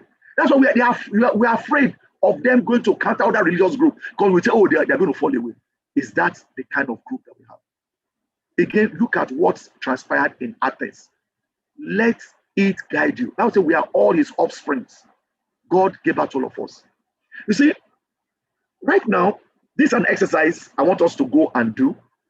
If you want to write a thesis on it, you are welcome to write a thesis on it. I want us to begin to look at the things you hold dearly, the doctrinal emphasis you have in your church. I want to see if you can plot them. Write down every doctrinal stand you have in your church. Bible study with people studying the Bible, that's our doctrinal belief. The study guide, that's our doctrinal belief. Baptism, church attendance, collection for the poor, staff, meeting that we have, MTA that we're having, regional leader, lead evangelist, teacher, whatever. Write everything down. Try to plot them. Where do they stand? These three circles I've explained to us many times, so I don't have to do too much hard work on it. There is the core. The core usually the bull's eye. That's the smallest for it. That's the most important. The core. There is the important, and there is the peripheral. Plot all these things and see whether you can find out where they really stand. And ask yourself, when you are speaking, when you are preaching, when you are leading, where do you lay your emphasis on? Are your emphasis on the core? Are your emphasis on the important, or emphasis on mostly on the peripheral? That is an exercise for every one of us, and it's for your own good. It's for no mark. You're not going to get any mark. But it's good for us to come and share how we're done. Maybe on the WhatsApp group and share that. Oh, I think this thing that we do. Some of us, last Saturday, Sunday of the month, Thanksgiving. Is it called important peripheral? Why are you holding so much? 31st night, crossover night, whatever. Ask yourself, where you put your energy in, is it really what God expects from you? Ephesians says, as a prisoner of the Lord, then I urge you to live a life worthy of his calling, the calling you have received. Be completely humble and gentle. Be patient, bearing one another in love. Make every effort to keep the unity of the Spirit through the bond of peace. In verse 4, that we know very well, there is one body and one Spirit, just as we are called to one hope when we are called. One Lord, one faith, one baptism, one God and Father of all, who is over all, Father of all, who is over all and through all and in all. Outside this, what else again is core? Because we fight ourselves in our churches. We fight ourselves, whatever, and we like all these things. Is it core? I'm not saying that there are no other things that are probably core, but can you identify them? Is it possible that what you hold as core might just be good to have, nice to know, important things? Or could it be just outright peripheral? So, do all roads lead to heaven as a disciple? There are scriptures I want to go and study, mostly in the book of Matthew 21, 7. I've read verse 21. Enter through the narrow door, the gate. Jesus Christ was explicit in order to say, for wide is the gate and broad is the road that leads to destruction. In Luke chapter 13, he said to them, make every effort to enter through the narrow door. Today, are we walking on a narrow door, or are we found in the broad way? Romans chapter 1, the wrath of God is being revealed from heaven against all the godlessness and wickedness of men who suppress the truth by their wickedness, since what may be known about God is plain to them. Therefore, since God has made it plain to them, for since the creation of the world, God's invisible quality, one, his eternal power, divine nature, has been clearly seen and been understood from what has been made, so that we have no excuse. That's what Paul was saying. That's what Psalm says. For though they knew God, they neither glorify him as God nor give him thanks. You will now see the degeneration of what we just saying, from theism to deism to annihilism to existentialism. You see, because when we lose focus of the core, we are going to fight ourselves over periphery. That's why churches today will fight. Rather than fighting about, let's go and study with somebody. They don't care where you have a study, but they will fight if you wear trousers to come to church. You see how we degenerate. And we are no more looking at the core. Read that book of Romans and see how it is. So the world has shown us another lie. This is where we stop. Another counterfeit, another lie. It's called the intolerance of tolerance. Now, how do we define tolerance? When you say I tolerate you? Because of postmodernism, that theory, what was practical before, is not a theory, has changed. And you're going to hear it everywhere right now. The people that preaches tolerance the most are actually intolerant. I want you to watch this 4-minute video. And after you finish, we're going to talk. It's from Prager University. Do you know what the word tolerance means? If you do, I salute you, because I have no idea anymore. I did once. Everybody did once. But now, thanks to the left, the word is totally up for grabs. Actually, it's worse than that. Tolerance now means the opposite of what it once meant. Tolerance now means intolerance, and intolerance now means tolerance. Confusing? Yeah, I know. But stay with me. There's a big payoff at the end. It's called clarity. To be tolerant today simply means you agree with politically correct, that is, left-wing positions. That's all it means. This is easy to show. Name one position that differs from the left that they don't label intolerant. When you differ with the left on any subject, and I mean any, the people who claim to be tolerant don't attack your position, they attack you. They label you, as Dennis Prager puts it, six-herb, sexist, intolerant, xenophobic, homophobic, Islamophobic, racist, bigoted. And if that fails, there's always the ever-popular hater. This is obviously not tolerance. This is blatant intolerance. Your accusers are guilty of doing exactly the same thing they're accusing you of doing. Here's what they're missing. In order to be genuinely tolerant of someone, you first have to disagree with them, since you don't tolerate people you agree with. The classic definition of tolerance means to recognize and respect others' beliefs and practices without sharing them. Notice the element of disagreement is key to tolerance. Without it, true tolerance is not possible. This is critical. We don't tolerate people we agree with. We're on the same side. We only tolerate people we differ with, yet still choose to treat decently and with respect. This vital ingredient of real tolerance is completely missing in the politically correct version. Nowadays, if you differ with others on culturally sensitive issues like sexual orientation or religious beliefs, you're labeled intolerant no matter how you treat them. The left says all behaviors and ideas have equal value, that no behavior or idea is any better than any other. They don't act that way. Tolerance is a one-way street for the left. Openly declare that sex differences are real, as Harry Potter novelist J.K. Rowling did, and see what happens. You'll be called transphobic by the left. The same thing happened to legendary tennis star and feminist Martina Navratilova when she said it was unfair to women to have to compete against trans athletes, that is, athletes who say they identify as female but are biologically male. But I thought, according to the left, all ideas have equal value. So why are J.K. Rowling and Martina Navratilova suddenly called haters? Because the left doesn't believe its own rhetoric.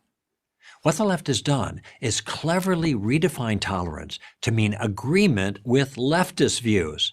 Tolerance no longer means treating people with civility and respect, even when we disagree with them.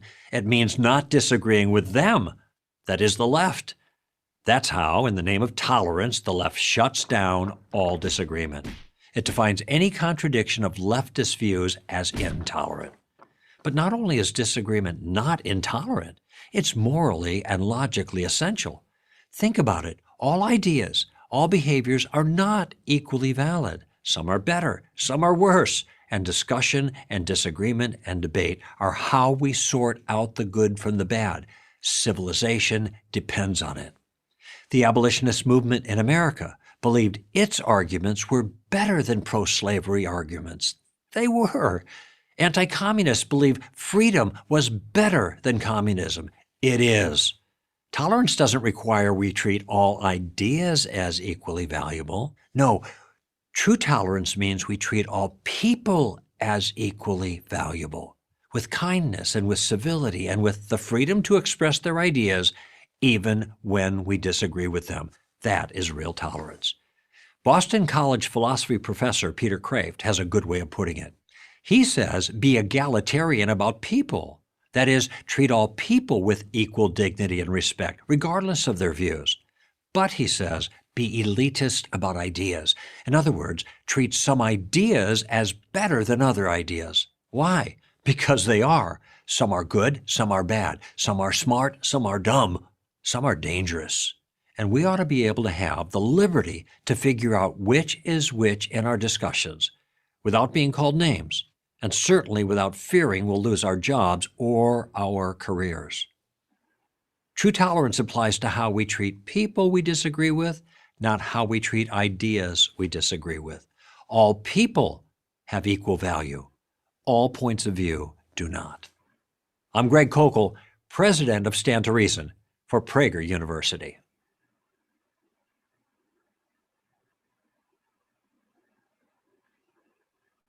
All right. I think you guys had fun.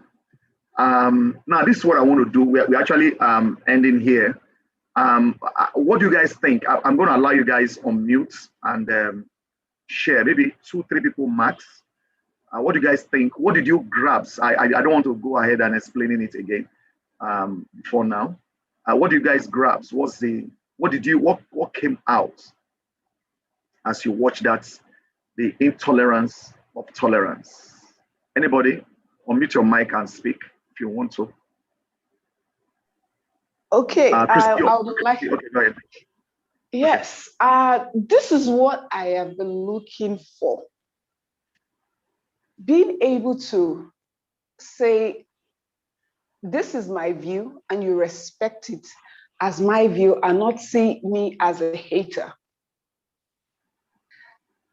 Not seeing me as the bad guy, but understanding that my views are my beliefs and my opinion about the world, how I perceive the world. And as far as I would not condemn you for your own beliefs and your own opinions, you can label me, because that was what I felt about the weakness to strength class. My biggest struggle from that class was, why can't I have an opinion about you and you have an opinion about me, and you want me to align to your own opinion about me, about what you think is right? For I have this belief that there's some things that are not condemning. There are some opinions that are not condemning. They are just opinions about what you choose to believe. Okay. So when you now say, when I noticed from the, I don't know which of the theism it belongs to, when where America is now, that they don't say the word God, they don't mention the word God, they now change it to the word universe. But in me, I know, okay, they actually mean God, because based on the definition that or what they are speaking on, it describes God to me in my own way of life. But they've chosen to recognize it in this way, especially with, I watched a video of Dwayne, I can't remember. There's a doc, you mentioned his name in this class. So being able to, for me, my biggest challenge with the modern world now is being able to respect each other's opinion and accept it as opinions and nothing more, without the labels. Okay, thank you very much. I have.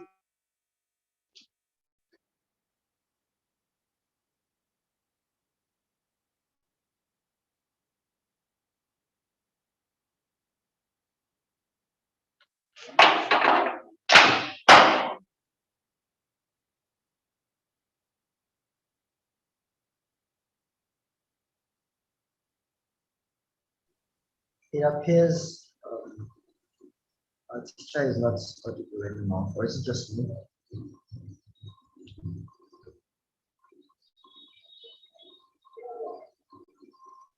I think his network took him away again.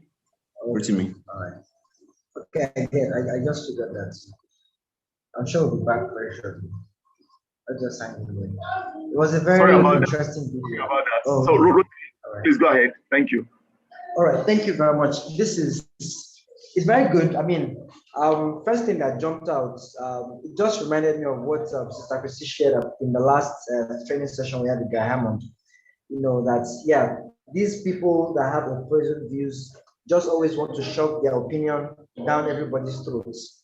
However, the video made it clear that we should differentiate people from ideas. Now, regardless of your idea, everyone deserves to be treated with respect And yeah, so it's that kind of thing. And not every idea is supposed to make sense. Not every idea is, you are not always supposed to try to find something good in every idea. Some things are just not able to work, and we should all be willing to accept that reality. In other words, we could find ourselves in situations or conversations with people, and let's say, as somebody who's probably mediating, or you're trying to convince someone, and you're trying to find what is good here and what is good here. No, there are some situations that not every point of view is reasonable. So I should be able to call that out regardless, and while doing that, separating the individual from it, making it clear that this point of view is not valid, it's not logical, it's not tenable, it's not good. You should change or desist from this way of thinking, but not necessarily, not necessarily condemning the person, so to speak. So for me, the concept of idea and personality was spelled out clearly, and it's a very eye-opening discussion. Thank you. Thank you, Rotimi. Let's have Bjorn. Bjorn is the last one we're going to take because we're out of time. All right, so thank you very much for the video. Thank you very much for allowing me to speak. I appreciate the video. It's really, really eye-opening. It captures the situation of our society right now.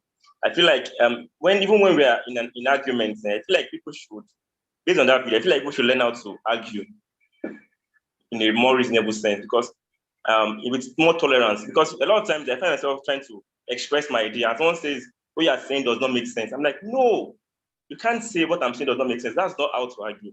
You need to tell me why you think it doesn't make sense. So you should tell me, okay, I think this doesn't make sense because of this.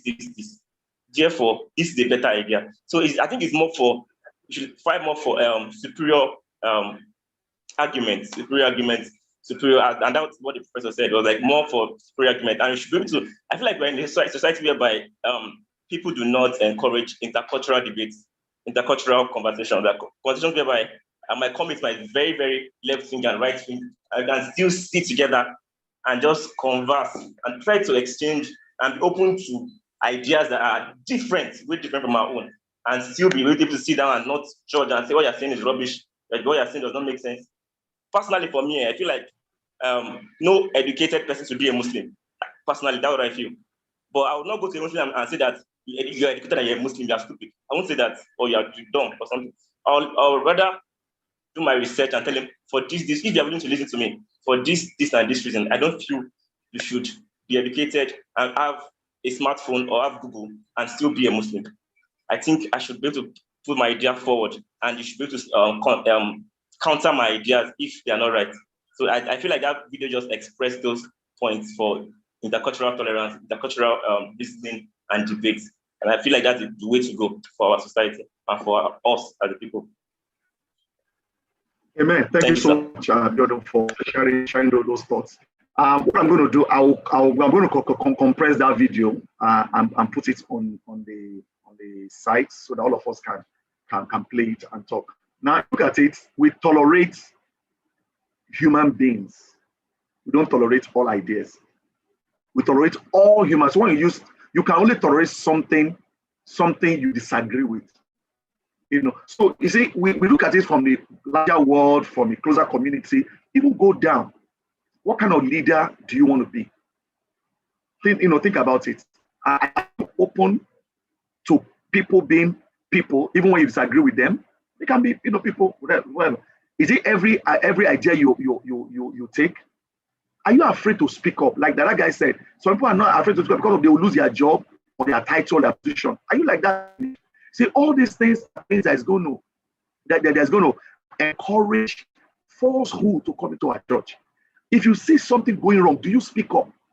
Are you afraid to be labeled as bad? People protect their person, so they don't speak up. So if you do that as a church, you're going to do that in a larger community. This is the last illustration we're going to use today, and it's a charge for all of us. On religious tolerance, it is better. I heard this thing for the first time from Dr. Jacoby. That's the only person I had it from. I wrote it down. I memorized it kind of, and I went to look for which picture can I use to illustrate it? Jacobi said, the better to have a strong faith.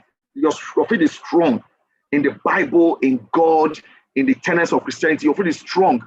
It's better to have strong faith with weak bridge. With weak bridge. In other words, it's very better for me to have a not too strong relationship with a Muslim, for example, and have a very strong faith in the Bible. It's better than to have a strong bridge with a weak faith. Now, let me break it down. When you have a strong bridge, your focus is to be liked. You are doing everything to be liked. So, you don't want to open the Bible to your Muslim friend.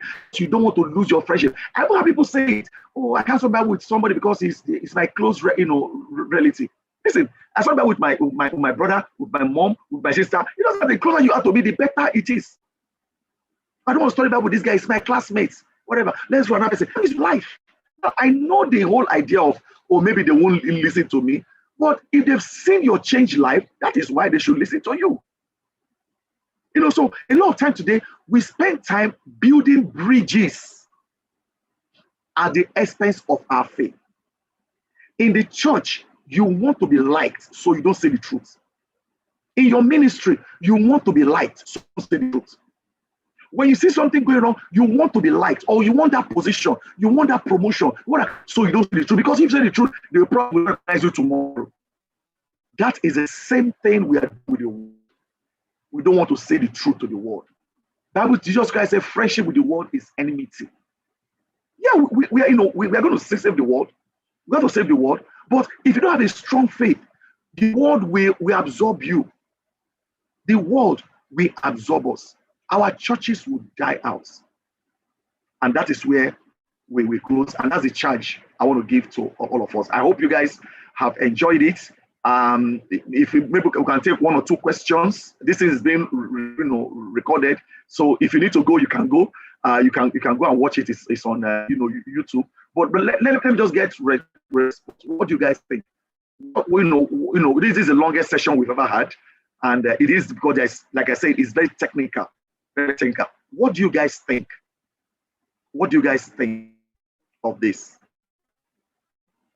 We'll just take like one or two questions before you close in prayer. Christy, you're up again. Okay, let's have Christy. Christy, please share. Thank you very much for the class. I would say this is the most interesting class I've had of the MTA when it talks about culture. And reading the book Christ and Culture is helping me to understand different worldview of culture, how culture relates to Christ, and how culture defines who we are. And this class for me has been really impactful in terms of understanding other people's opinion and where they are coming from. Because I believe that if you know where they're coming from, you can actually help them get to where God wants them to be, like Paul did in Athens, taking them from where they were at to the point they ought to be, not condemning them and not praising their own this and that they are right. I know growing up, like I shared last week, I come from a very traditional family. And one thing you don't speak against their religion. That is what they believe in. But being able to accept my mom for who she is and live my life in such a way that she would also come and acknowledge who I am was the biggest challenge of my life as a Christian. Because the first time I invited my mom to church, she told me, "You're not the person that would convert me to be a Christian." That was her statement. But going on just last year or 2 years back, she said something that really caught my attention. She said, "I wish someone can actually read the Bible to me so that I would understand it. Probably I can be a Christian." The first thing that came to my head, I'm like, this woman is getting old. She's now thinking. But my yearning is to be able to read the Bible in my language, because that is what would help her to deeply understand it. There's a Bible in my language, but I don't know how to read it. Probably if I get the audio, yes. But this has made me understand, this class has made me understand that different worldview, yes, but which one actually leads to God? My favorite card in our evangelism card is that does all road lead to God? It's, for me, a good conversation starter. Where are you at? And are you with God on that path, or you're just going on your own? Oh, why do we even have so many paths? And we all say we serve the same God, but with different moral values and different approach to it. So this has made me understand where people are coming from, and being able to strategize how to help them, given the wisdom to be able to follow the path of Christ. Thank you very much for the class. Amen. We have my sister Elizabeth Crawford, then finally Rotimi. Those are the two people that we're going to take the responses from. So let's go all the way from Cape Coast. Good afternoon. Good afternoon. Can you hear me, please? Loud and clear. Okay. I can hear you. Honestly, I just feel like Christine said, this class is like, you know, when you are sitting somewhere in a cage and you don't know what is happening around you, and someone just open a cage and just bring you out of it, and you are sitting there confused. I must stay part of this world.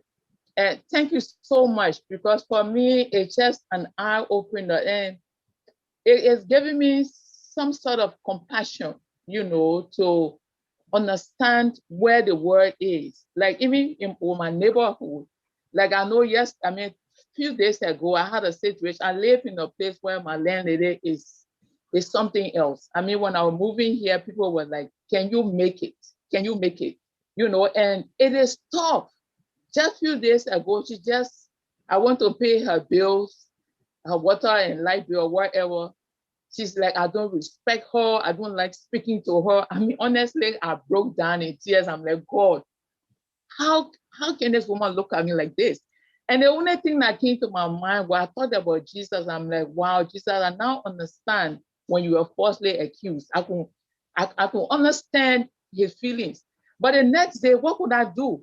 I had to speak to her. You know, I had to call her. I normally call her sweetheart. Can you imagine somebody who have hurt you and you have to speak to them the next day? But this class is really helping me to tolerate, to be able to understand, to be able to live with people.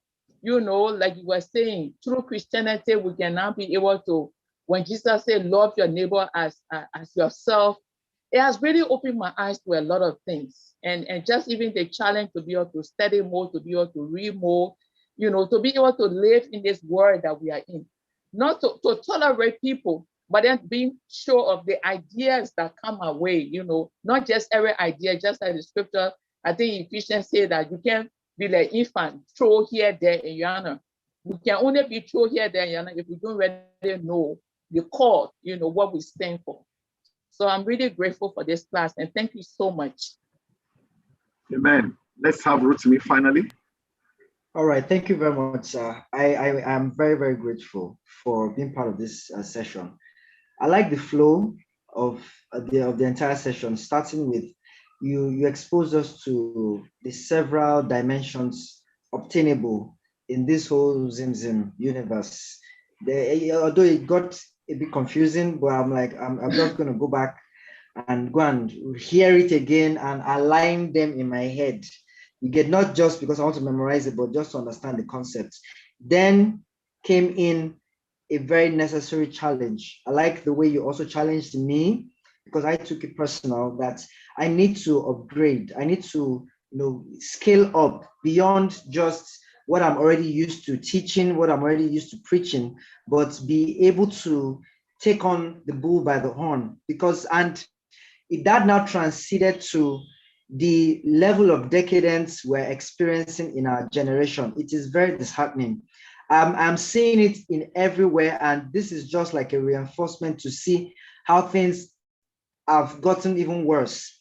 Yes, I know the morality is nothing to write home about. You know, everybody's ideology has taken precedence. So it is back to that age and time. Everybody did as they saw fit. I can say categorically that this is the times, just like it was in the Israelites period. Because if you look around, that is just the phrase you can use to describe our generation. Everybody is living as they see fit.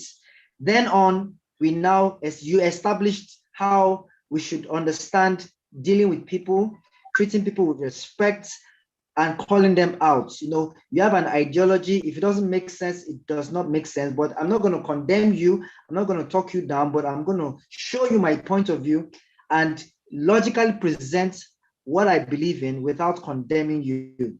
So I like the whole flow of how today's session has gone, and I'm really, really grateful. I mean, you prepared our mind. You said this class will be very challenging intellectually, and I was like, all right, let's see to what extent. And I'm not disappointed. I mean, when I saw the first slide, I was actually expecting what you have thought on this before. You know, I know you've thought on the subject of does all go road leads to heaven, but I mean, I am impressed not to see, I mean, at least as much as I can remember, not to see a single slide from what you had taught before. I was looking out for something familiar, but I'm like, okay, this is good. I have to really, really commend you for that extent of research that you've done. And even from the way you taught it, it shows you understand what you're teaching. I really must commend you for that. And I want to be like you in that regard. Thank you so much, Uncle Emmanuel, for teaching me, for teaching every one of us. God bless you. Amen. Thank you so much, Rotimi, and for everyone. And I know that it's going to get better and better even as we equip ourselves. And for those who are not able to share, this is what we are in already. This is one chance. We're not going anywhere. We are here, and I'm happy that this class will challenge all of us. Like I said, I'm going to be putting up the video. I will compress it. It's going to be on HD. I'll compress and put it up on the group. And I'm also going to put all the entire slide I used today up again. I want you to study for your own good. Yeah, you will pass if you study, but read it like your life depends on it. And let's ask questions. Let's keep the conversation alive. And let's not go back in any way. For those who couldn't make it today, let us share the news. With them. Let's share the news. Let's ask questions. I want it to be stimulating. Let's help ourselves. And more than ever before, let's look at this issue about tolerance. If you see something, say something. That's what they will tell you in international airports all over the world. You don't know who you're going to save. Don't be too absorbed about keeping your position, your title, or even your friends. You want to have friends and you're not telling them the truth. Be like Jesus. It might get you killed, but at least you are like Jesus. You go to heaven. So on that note, we draw the curtain today. Thank you for bearing with us, with me, and I will just ask somebody to close us out. Who prayed when we started? I can't remember. Regina, are you there? You want to say a prayer for us? Regina, I'm seeing your name right here. You're the one that started the prayer. Who started the prayer? I'm actually here. Okay, Regina, please. Who's in prayer, please? Heavenly Father, we thank you so much for such an opportunity. Thank you so much that we've been able to learn so much today. We are so grateful. Holy God in heaven, all the different things that we've learned today, Father, I beg of you, God, that it will truly stimulate us, oh God, even to be able to go deep and do more research and see how we can be better equipped to teach your word to the world, oh God. Mighty and everlasting Father, King of glory, we beg of you, oh God, even for our teacher, Uncle Emmanuel, that you please continue to equip him to truly continue to teach us, oh God. And I beg of you, oh God, even for us individually, that we aspire, oh God, even to learn more, to do more of research and to truly be able to change the world around us, oh God. Father, King of glory, we thank you, God, because we believe, oh God, even for me personally, this has been a truly great experience of learning, oh God. Thank you so much. As we gather again next week for another great time of learning, please, oh God, give us the strength, oh God, even to continue in all of this. It's in Jesus' name we've asked and prayed. Amen. Thank you, everyone. Amen. We're going to stop live so much. streaming. Yeah. Man, thank you so much, sir. You're welcome. Thank you so much, Uncle.